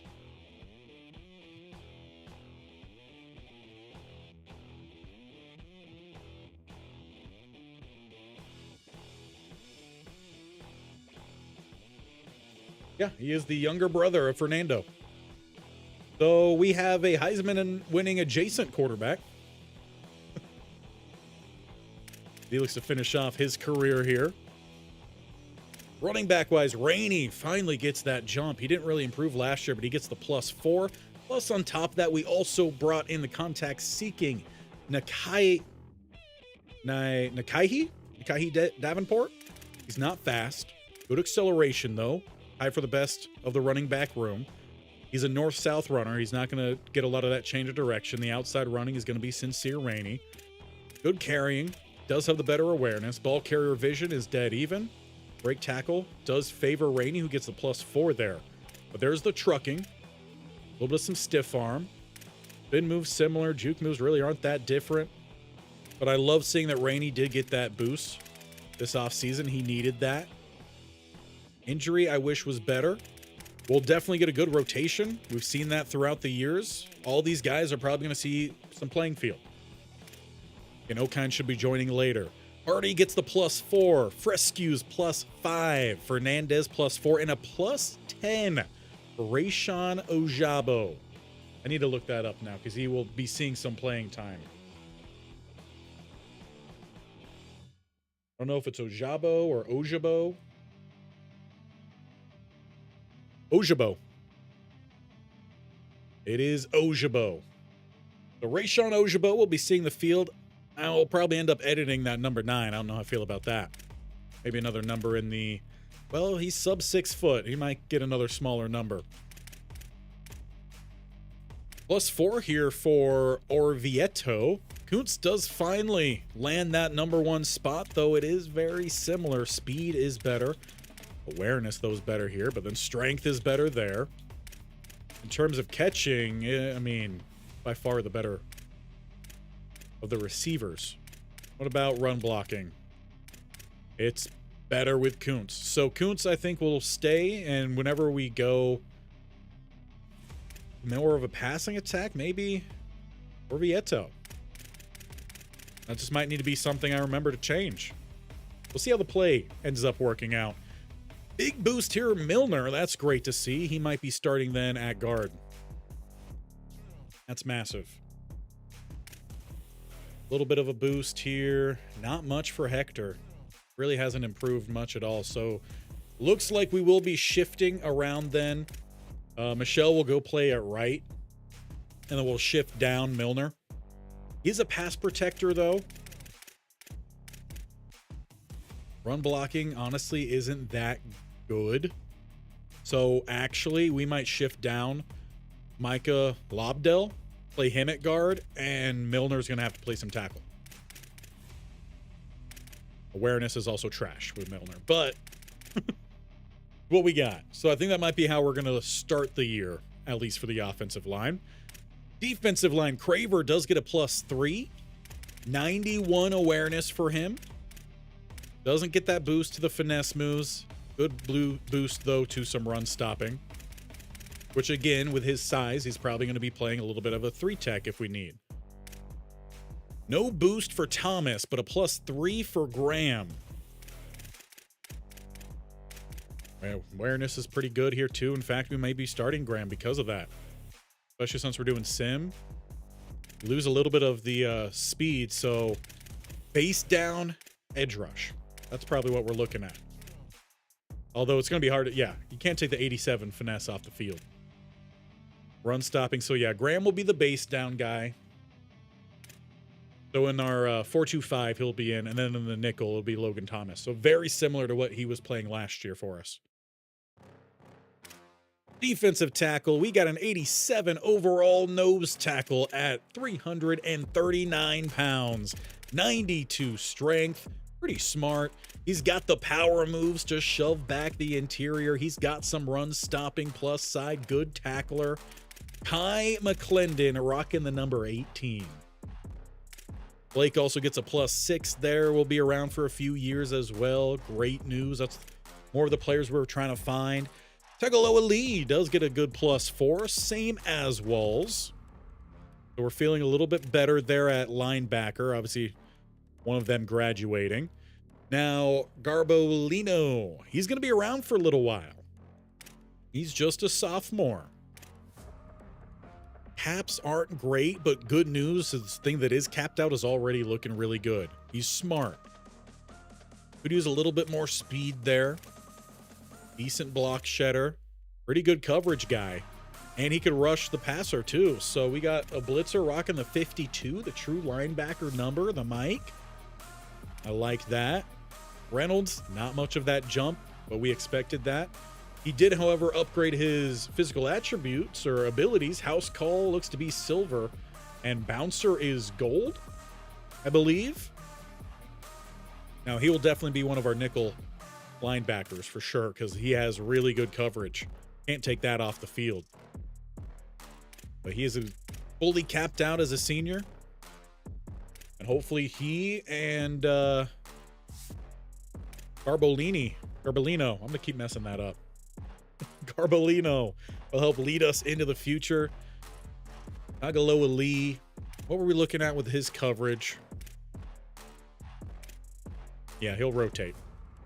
So he'll stay in the same role he had last year. As for the cornerback room, not as big of upgrades as I was hoping, keeping these guys around. The star only gets the +1, but 92 speed is great. Gilbert does get a boost there. Better acceleration too, better agility. Change of direction, though, is good with Taylor. That's why he was really good in zone coverage. Overall, he's the smarter player. Coverages are better. Press, though, is better with Gilbert. Tackling is also better with Taylor, but I want Taylor on the field, I think, all time. Gilbert is a bit more of my rotational guy. Either way, this group is looking really good. Gilbert, Reese, and Wilson should all be returning next season. Maybe not Wilson. We might have to pay him a little bit. At least what it's looking like right now. I doubt that brand exposure is getting any higher. But all in all, looking good there. Minich looking really good. Really great speed. Got the man. His coverages aren't great, but he's going to make up for a lot of that, I feel like, with his athleticism.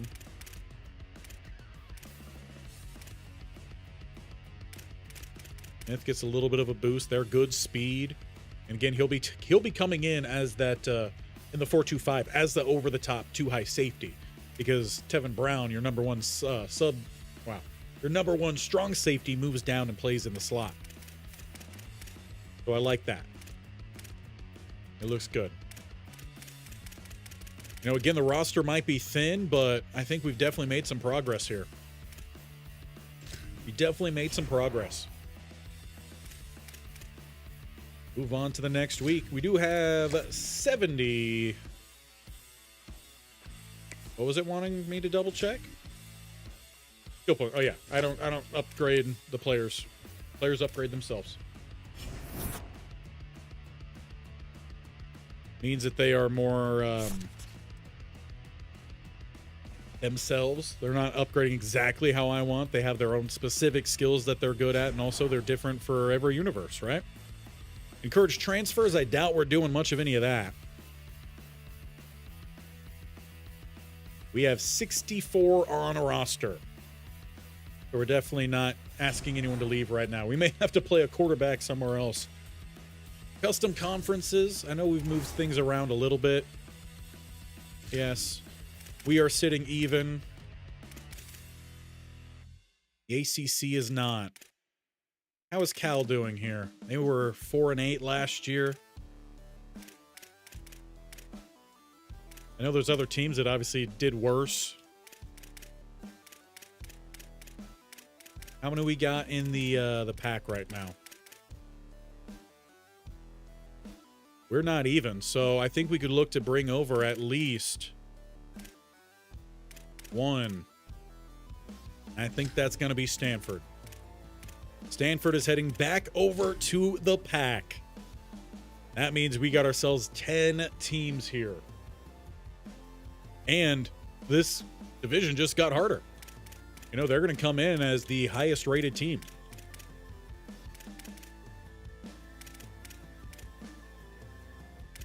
That does mean the ACC now is even. Obviously, I would like to get Cal back over here, but we would have to pull another team. And UCLA is playing really well. USC, I mean, they're doing all right. 8-5 last year, 84 across the board. Even there. There.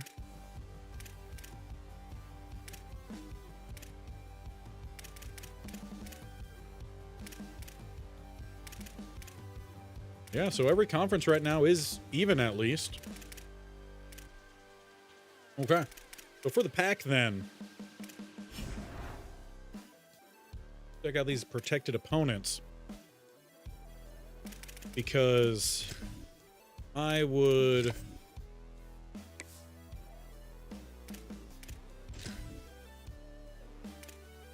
still can never figure out how to do this. Isn't there a way to restart that? Yeah, regenerate. Let's go regenerate those. And where are we? No. We should be playing with Fresno State. And we should be playing against Stanford. Doesn't leave anything great there for Boise, but this is focused on us, right? So we're going to play for sure every year Fresno State and Stanford. These are the two teams we're really competing against in this division or in this conference, because they're all pretty close. We'll stay at SoFi, and hopefully this next year we actually make it there. So just a little bit of change there to the conference. Before we jump over, let's double check, see if we could get anything good for ourselves. We could increase things for future. That's just more transfer stuff. Increase from running backs. That's what I want to upgrade before we get to the actual start to fill in the board, because I want to make sure we have more interest from running backs, because that room is really light. And we have a long way to go until we have top 5 recruiting classes. I don't know if we've cracked that yet.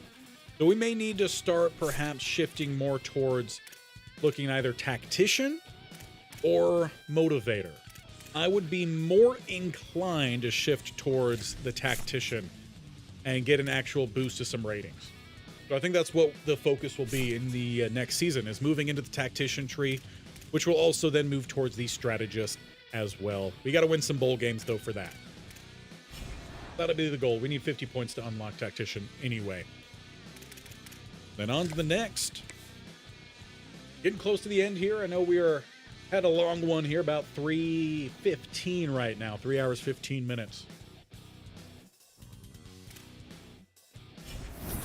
But I will make sure we're jumping in to take a look at the new recruiting class. We also have new AD expectations. We need to upgrade to a competitive facility in the next 3 years. We've been really light on money to do that, though. Win 50% of our conference games this year and win 25% of our home games. So the expectations really aren't much. But that should be good news for us. All right. Hire staff and manage blueprint, and then we're going to set up our recruiting board, and then that should be about it here for us today. So right now we're already overspending on our staff. That's because we paid Jim Zabrowski so much money. He was a former coach, so recruiting hours increased 10%. I feel like we could maybe use that money elsewhere. So I'm sorry, but you're fired. That'll save us some money now. What do we have here that's pretty cheap? Well, it's all going to be $150 at the minimum. So I think we're just going to not hire staff this year. Try to save a bit on that, because again, we were already overspending there by a lot. The recommendation is 15%, and we're at 35. So as for facility upgrades, if we wanted, we would have to spend $250 to get that upgrade. I just don't think that's a smart idea.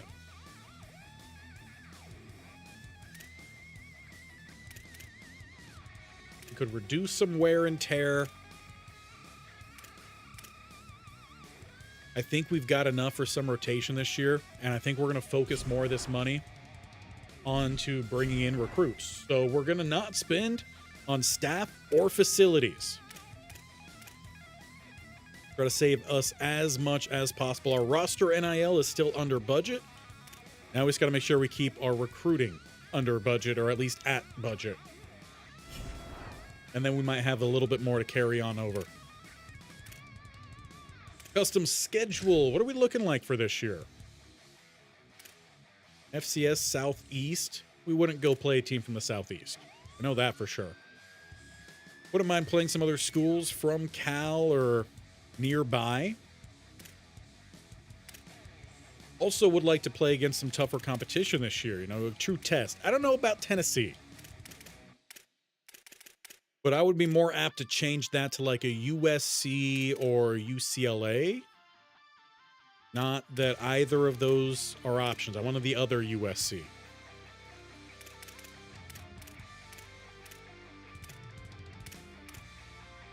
Right. So what if instead we go open this week?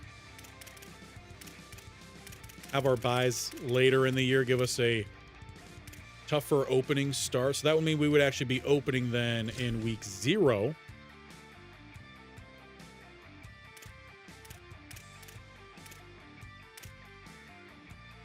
Wouldn't mind an easier bit of competition though. They're not giving me FCS schools because we already are playing an FCS school, maybe.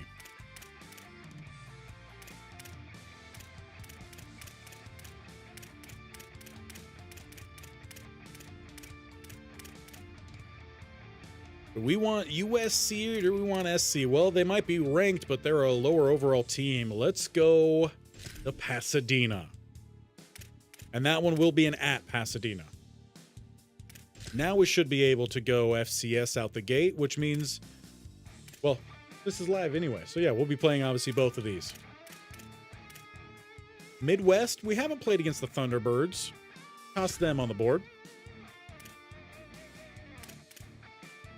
NDSU, we've seen them plenty on this channel, although it has been a bit of a rivalry in the making. We haven't beat them yet, so let's keep them on.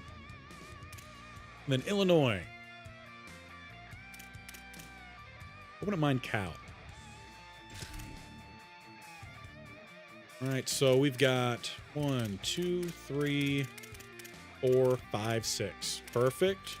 1, 2, 3, 4, 5, 6. Love it. So we're going to start at home before we go on the road. Then return home. Then go on the road. Then return home. Then go on the road for 2 games, but really one is pretty much a home game. And then another road trip. Fresno State this time at home. And then we round out the season with 3 home games. So that could be really big for us getting late season visits in. I love that. I love that. I like this setup. And we're going to play a lot of California teams. UCLA, Cal, San Diego State, Stanford, Fresno State. So that should help us theoretically, at least in the lore, that if we get wins against those other Cal schools, then that'll build up our recruiting in the state itself. And speaking of in the state itself, what do we have available? Starting from the top, any 5 stars interested? That'd be crazy. What about 4 stars? Nada. 3 stars. We do have 3 stars interested. That is huge. As for team needs, a lot. A lot of needs. We have 20 seniors graduating, which means we have to bring in at least 20 players to keep at the 64 that we have this year. We've got a lot of work to do. Want to make sure we're continuing to bring in quarterbacks. Need to bring in multiple running backs. That's going to need to be a focus. Probably some receivers as well, or tight ends. Looks like we did have a new guy join. I want to say Cotton is a new guy. A vertical threat decides to transfer in. We'll need to go take a look at the roster, too, to see what other guys decided to join. Offensive line is always going to be a need for sure. As for the defensive side, need to build some better depth. I know that. Looks like corner and safety are probably going to be the big focus. Like it. All right. Back to what we were doing here. Guys that are interested, and we have 720 to work with. That is big. That is big. We do have a good amount of corners here already interested in coming. Again, we're looking at guys that are interested in us. We're still not scouting because we still can't afford that. We're looking to get guys committed as soon as possible. So everyone here that is interested, you're going on the board, as they say. So those are all players interested. Speed rusher, athlete, and it looks like it's primarily defense. It's all defenders that are interested in playing here. 7 edges, 3 defensive tackles, 4 corners. Now, of these edges, power rusher, speed rusher, pure power, normally not my favorite. Another pure power,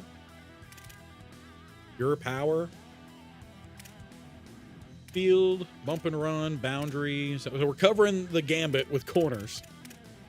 Gap specialist, DT, pure power, and another speed rusher. I mean, so he got a lot for the trenches for the defense and some corners, which is great. But we need more than just that. We need some guys for the offense. And it looks like some of the top guys here of 2 stars really aren't that interested. Another corner, I mean, we've got plenty. Though technically we could use more. We'll toss you on the board. Another DT, we are over our limit on line. All right, let's go position by position then.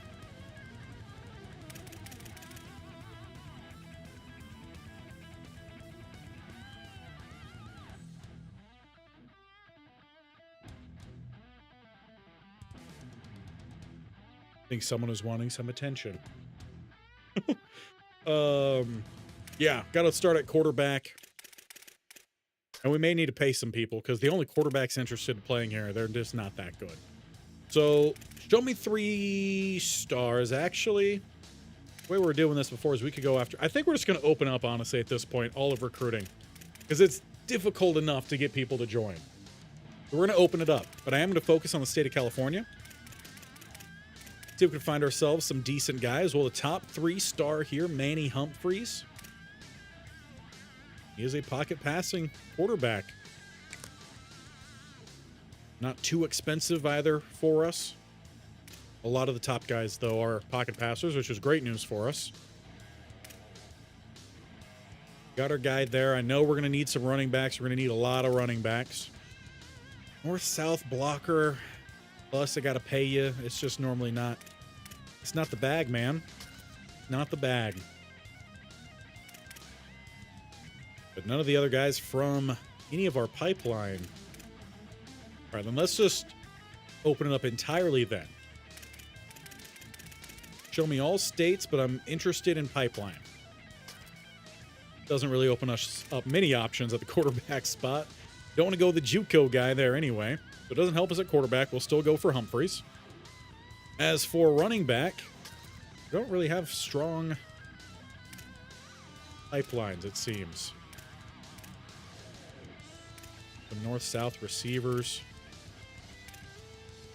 North-south blocker and badge. And at least he's interested. Beggars can't be choosers. Put him on the board. We'll take a look at the north-south blocker here in Max Pryor. Still are going to need several other running backs, but I think we're going to start with the 2.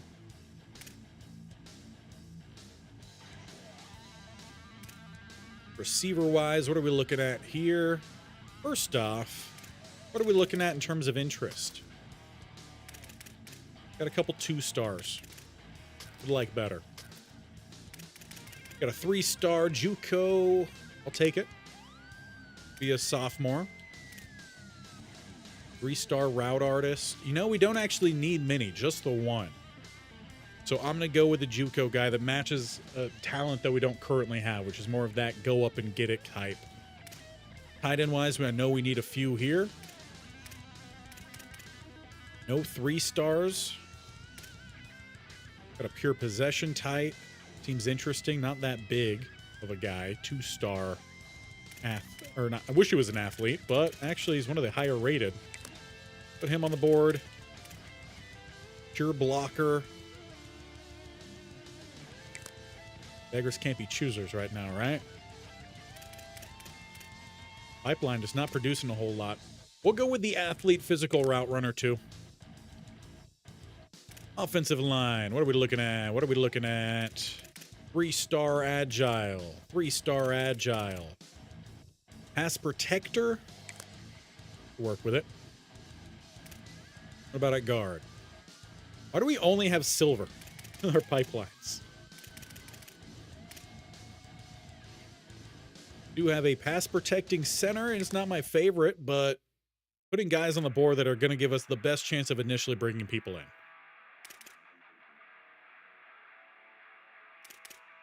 Lurker, love to see it.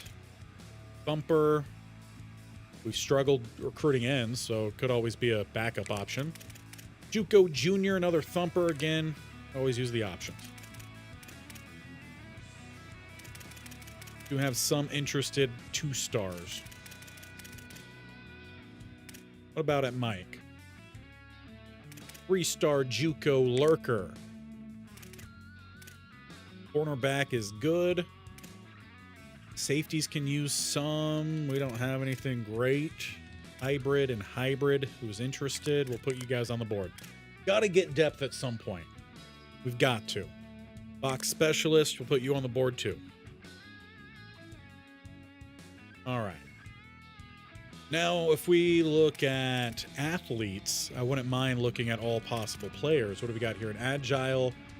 They say offensive line. He might be able to play a little something else too. 3-star from the pipeline. We'll put him on.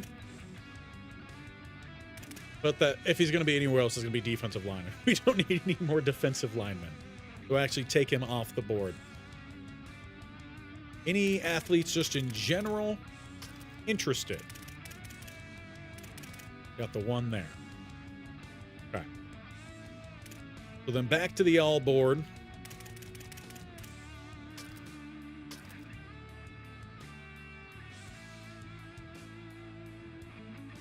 There were more than just these guys who were interested in us earlier. Did we... We did get a handicap here. Oh, no, it's an edge rusher. We've got plenty. We've got plenty. Okay, well, that is 30 people on the board. Could use 5 more. Ah, I see why. I was still in the 3 stars. That's why. That's why. Or actually, no. That is not why. We definitely had more people interested earlier. I don't know what happened there. Game's maybe being a little bit weird.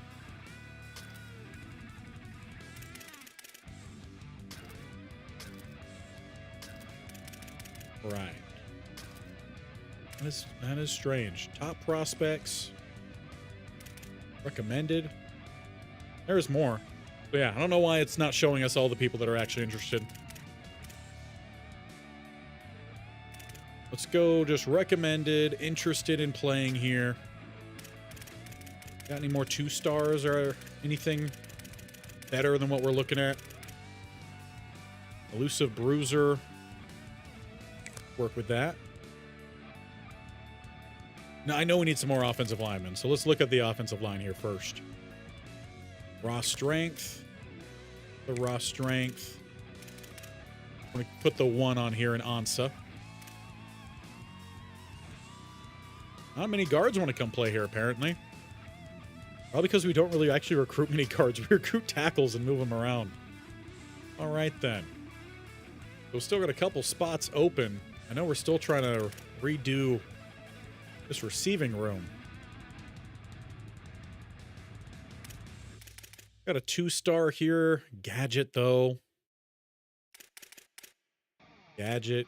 Route artist.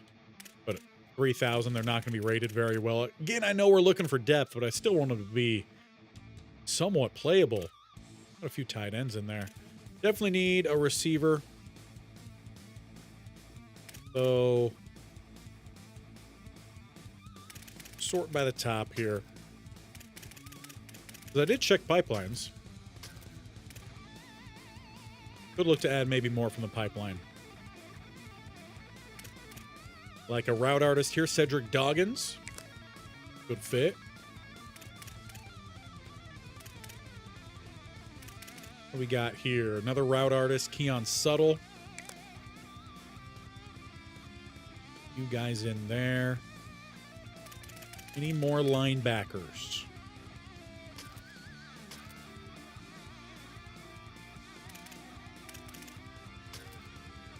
Not looking at 1 stars, I can tell you that much.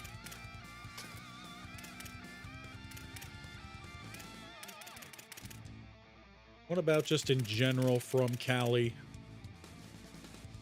Do have some options. Lurker, top of the board. Probably would be off the board rather soon. Go down to someone like 900 with Quinnen Boger. And he might be a little bit more easy to slip through. So we'll add him in. And that is our board completely full. Obviously, at this point, all we can do is scout anyway. We'll get a good idea of where these guys are. Everyone's going to get 1 round. And then we'll make our own decisions, kind of if we really feel like we want to spend some points going after certain guys. Because I think I already saw some from the top. I'm going to cut those corners. Did not look very good. Good pass rush there, though, from Onogu. Not so much here, though, the pure power type I was expected. But these are all guys that we should have an easier chance of bringing in. Don't double scout, thank you. All guys we should have an easier chance of bringing in. And then we'll narrow it down to guys we actually might want to bring in from this. And we're going to focus really hard on getting in as many commits pre-off-season as possible. Even if they may not be exactly up to par, but we got to start building depth. Leave the off-season for bringing in bridge players. Or just transfer starters, essentially. But we gotta build at least a little bit of some depth. We've consistently been well understaffed across the board, so that'll be the focus for sure.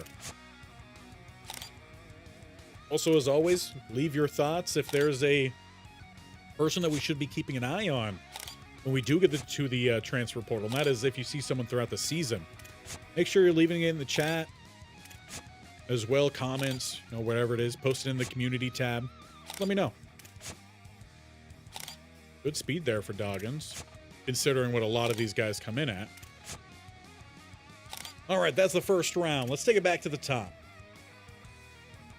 Yikes. That is not looking good for John Sparks. Yeah, you're off the board, bud. Lil John? I got to scout you a little bit more. Doesn't have great speed. Why do you say 0? Yeah, there you go. Fix yourself a little bit. I'll spend a little bit more here. Zone coverage is really low with no press ability. Pass. Speed is better. Coverage just in general doesn't look great. Press is going to be a bit low. Speed is awful. Alex Chambers looking pretty rough with that press. Man, these 3-star corners look like trash. Good acceleration, but I think I got enough information here to go ahead and go after Otis. We got ourselves a gap specialist. Block shedding's a bit low, but he does have some pass rush ability. Good there. See the 81. That's all I need to see for the power moves. All right, Tim Tuimaune. Tuimaune? Power rusher with, or pure power with not a whole lot really to go off of. He is a bust. I was imagining he was. Fortunately. Joshua Alonso. Power rusher. Good enough power moves for me to see. I am fine with that. Melvin Wakefield, good power moves. Looks like he has some speed as well. Rodney Pitts, pure power type. Good block shedding to start. Strength looks high, and he's got physical abilities. Love it. Another pure power type. Does also have that workhorse. Would need a little bit more development, but I like it. Jose Kashama, speed rusher. 80 speed, finesse. I mean, maybe not anything spectacular, but I feel like I see enough. 38 awareness. These corners suck. Humphreys. I like it. That's all I need to see. 80 speed. I know you're a north-south blocker. Awareness is low. Not looking promising. Definitely don't know enough information here. And it's another bust. I'm going to pass. I'm also going to pass, I think, on Agent. We'll just have to go back to the running back room later in the year. KJ Cookus, physical route runner, is 6'5". I could deal with a little bit of some speed with that press pro there. Release looks terrific. I could work with it. Tight end, pure possession. Catching is going to be garbage. Run blocking also doesn't look great. I'm going to move off of Joe Hunt. I'm going to move off of Ryan. I'm not going to have a 66 overall or 66 speed guy out there. Physical route runner. That speed of those trash. Pass protector. Decent look here. Run block those low, but pass protector, again, going to be a left tackle. That's fine. 85 pass pro. Yes, please. Earl, Missouri. Lurker linebacker. Not a whole lot of information. Feel like I should spend a little bit. 80 speed. Strength is at a decent spot. Good zone. I'll take it. That's off the board, though. Might have some pass rush ability, but I'm out there. Von Hawker. I got no information from that first round. And you're a JUCO. Not great. Strength looks decent. Spend it. Acceleration's really good. Strength is really good. Might just be a pure tackle type, but we'll take it. Isaac Burgess. House call. Good acceleration. Speed looks high. Enough for me to keep you on the board at some depth. You are a JUCO, though. Free safety. Speed is poor.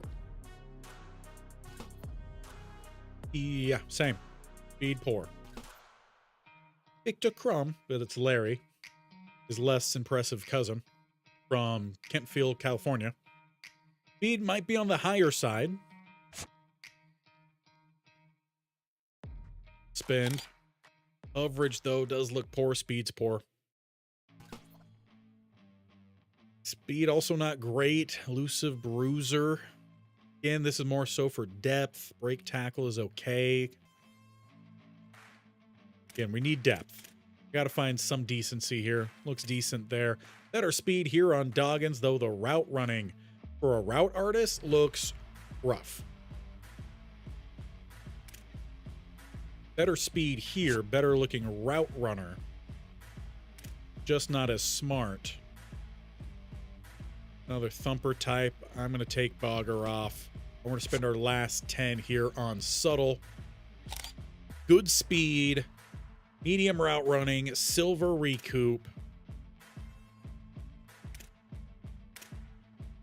May just go ahead and keep both. And we'll have 19 players on the board heading into the week 0. And that is where we're going to head to.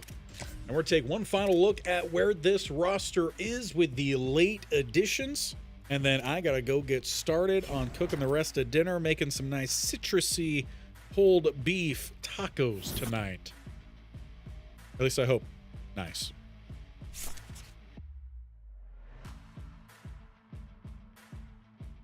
Let's find out what we're looking like here.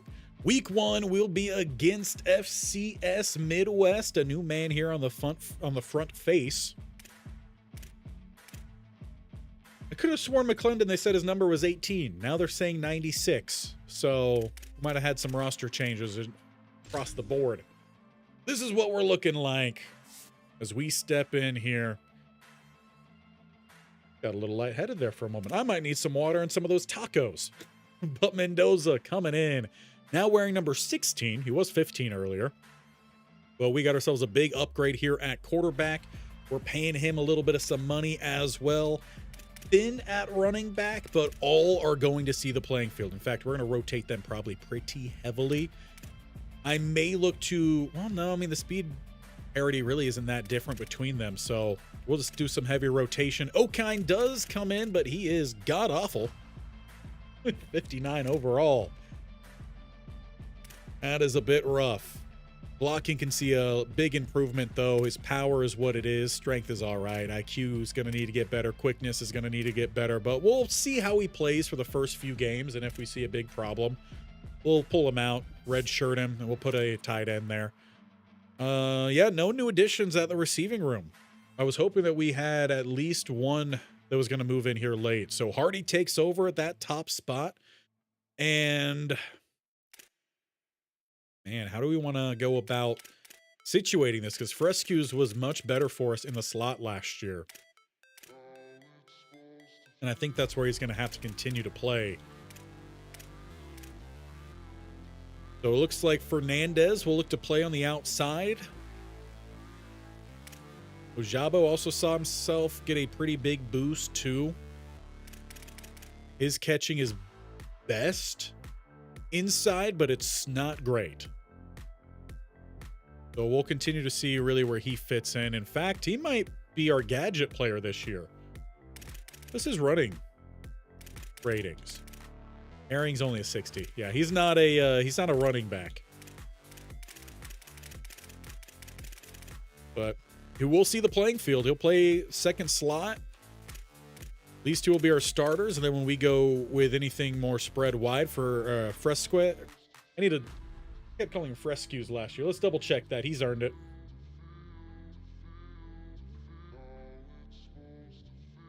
I think it's Fresquez. Fresque, actually. It's French. I was thinking more Hispanic, but it's Fresque.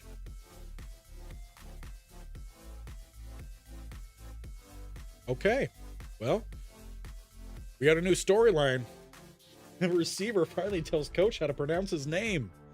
So we got Hardy and Fresque, and then Fernandez the third will come in and play on the outside whenever we go with the 3-4 wide sets. Fresque will play in the slot. Ojabo will play also a little bit in the slot. And then we got Big Hill. He just doesn't have the speed, but he's probably going to have to play. Tight end wise, Cotton does transfer in. And I don't remember going after him. So we might actually go ahead and redshirt Big Hill, and we will play Cotton as our slot, one of our big body slot receiver, essentially. Doesn't have great catch in traffic. Best is actually for Vieto. But we do add another tight end at least. Could be here for a couple of years. Labdell will be moving down to guard. Milner will get the start at left tackle. He's a transfer. Both these two transferred in. Michelle stuck around from last year. We're going to move him over to right guard. Hector stays starting center, unfortunately. And then Stallworth sticks around. We also have Wiley. So actually, what we'll probably do is Wiley, because he came in late. So did O'Dowd. Also came in late. So one of these guys is going to shift down to guard. Wiley can't pass block, so it might be him. He's got the better run block. Yeah. Wiley's going to shift down to guard, right guard. And then that means that Michelle will probably shift down and play center. Probably what we're going to do. Yeah, that's probably what we're going to end up looking like. Or honestly, Wiley could go play at center because he has those big deficits, but he could get help on every single play from the guards. So that is probably more likely what we're going to do. Unfortunately, I don't believe I could change his position now. Wish we had another chance to change positions there before the season officially started. Yeah, can't make that change official, but we'll probably line up that way. Braver stuck around from last year, saw some good development, and he's going to be playing around a bit with Thomas, who stuck around, and Talib Graham, who transferred in as a linebacker. We're shifting to edge. Brought in 2 new starters down the middle. Kai McClendon looks to lead the bunch. And we also brought in Devin Blake, I believe, who was another addition. Stera, I believe, was the guy we had lined up there. Either way, we brought in plenty of new guys here for the interior. Going to get some good rotation for sure in there. Good run stopper here with Stera. He'll probably be in the base package then. And Blake and Stera will rotate as that 3-tech. Tagaloa Lee moves over to Sam linebacker. He and Walls both on the team last year. Do see that improvement. We did bring in the transfer Jack Garbolino, and he'll be getting the start in all packages, both in nickel and in true just Mike linebacker. Rambo, we did bring in as a freshman. He will not be red-shirted. He may be called on to see some playing time. Especially if a guy goes down, he's the next man up across the board, really. Decent coverage. Pretty similar to where I would put Tagaloa Lee. Will linebacker. Caden Reynolds looks to return from injury this next year. Didn't see much improvement, but he's still one of our best cover linebackers. Keep the cornerback room the same as last year. Just a little bit of some improvement. We did bring in Ben Minich, and he'll be our starter roaming safety over the top. Plenty of speed. Nixon will see a little bit of some rotation in.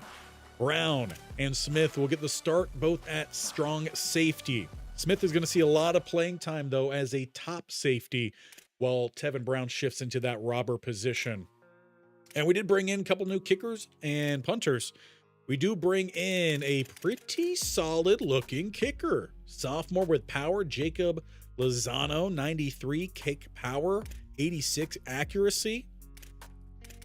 Pretty good as well here with the punter, Gavin Helm. So a couple late additions, not that many, but to the offensive line, which was a big hit for us. And we found ourselves the quarterback that we were looking for. The brother of Fernando Mendoza, Alberto, steps in. Impact Dev, 83 overall, potentially could get a little bit better throughout the season if we see him play well. But that is a massive upgrade for us at quarterback. And hopefully that'll help lead the charge as the starter at running back, Sincere Rainey, returns with some help, and we debut next time. Now, speaking of next time, let me take a quick look at my calendar to give you the best information I've got. So we should be looking to go live again on Saturday, though that will be with our Road to Glory, but we are wide open for next Wednesday, so we'll be back here for sure on Wednesday. We look to open up season 3 and to finally get over that hump and find ourselves into that conference title game, but we made it harder for ourselves this year because we also brought in Stanford back to the Pac-12 from the ACC. We are now up to 10, so really we're back to the Pac-10. But tougher competition here, though. Once again, it looks like their roster took a bit of a step back. As we just take a glance here, we are the highest rated team, the Pac-12. So we should be running this thing. We'll see if that plays out on the field, especially as I think we accomplished our goals. We got better in the trenches, both offensive and defensive, and we found ourselves a big upgrade at quarterback. Next season, the focus becomes building the depth, getting in more than 4 or so commits before we reach the offseason. And then we can fill in the gaps where we've got it. We got to start building this roster back up. And it looks like it begins with a sunny day in Sac State not so much, just a little bit more south. So we'll see you guys next time. To make sure that you do check it. If you're on your phone right now, all you got to do is hit that bell icon on the bottom right. Or if you're on your TV or computer, just go down below and hit that sub button. And while you're down there, tag team it with that bell icon. That way you are notified when any and everything happens here on this channel. And of course, if you enjoyed this offseason, make sure you hit that thumbs up. Leave Coach Ellington and the Hornets a little bit of some love. As mentioned, we'll be back on Wednesday, but we are still going here this week. We've got Friday, another UAB episode. You don't want to miss that one. And we'll be getting back over to Road to Glory on Saturday. So until then, I hope you guys have a great rest of your day, a great week, and we're going to end this thing just as we hit 3 hours and 50 minutes.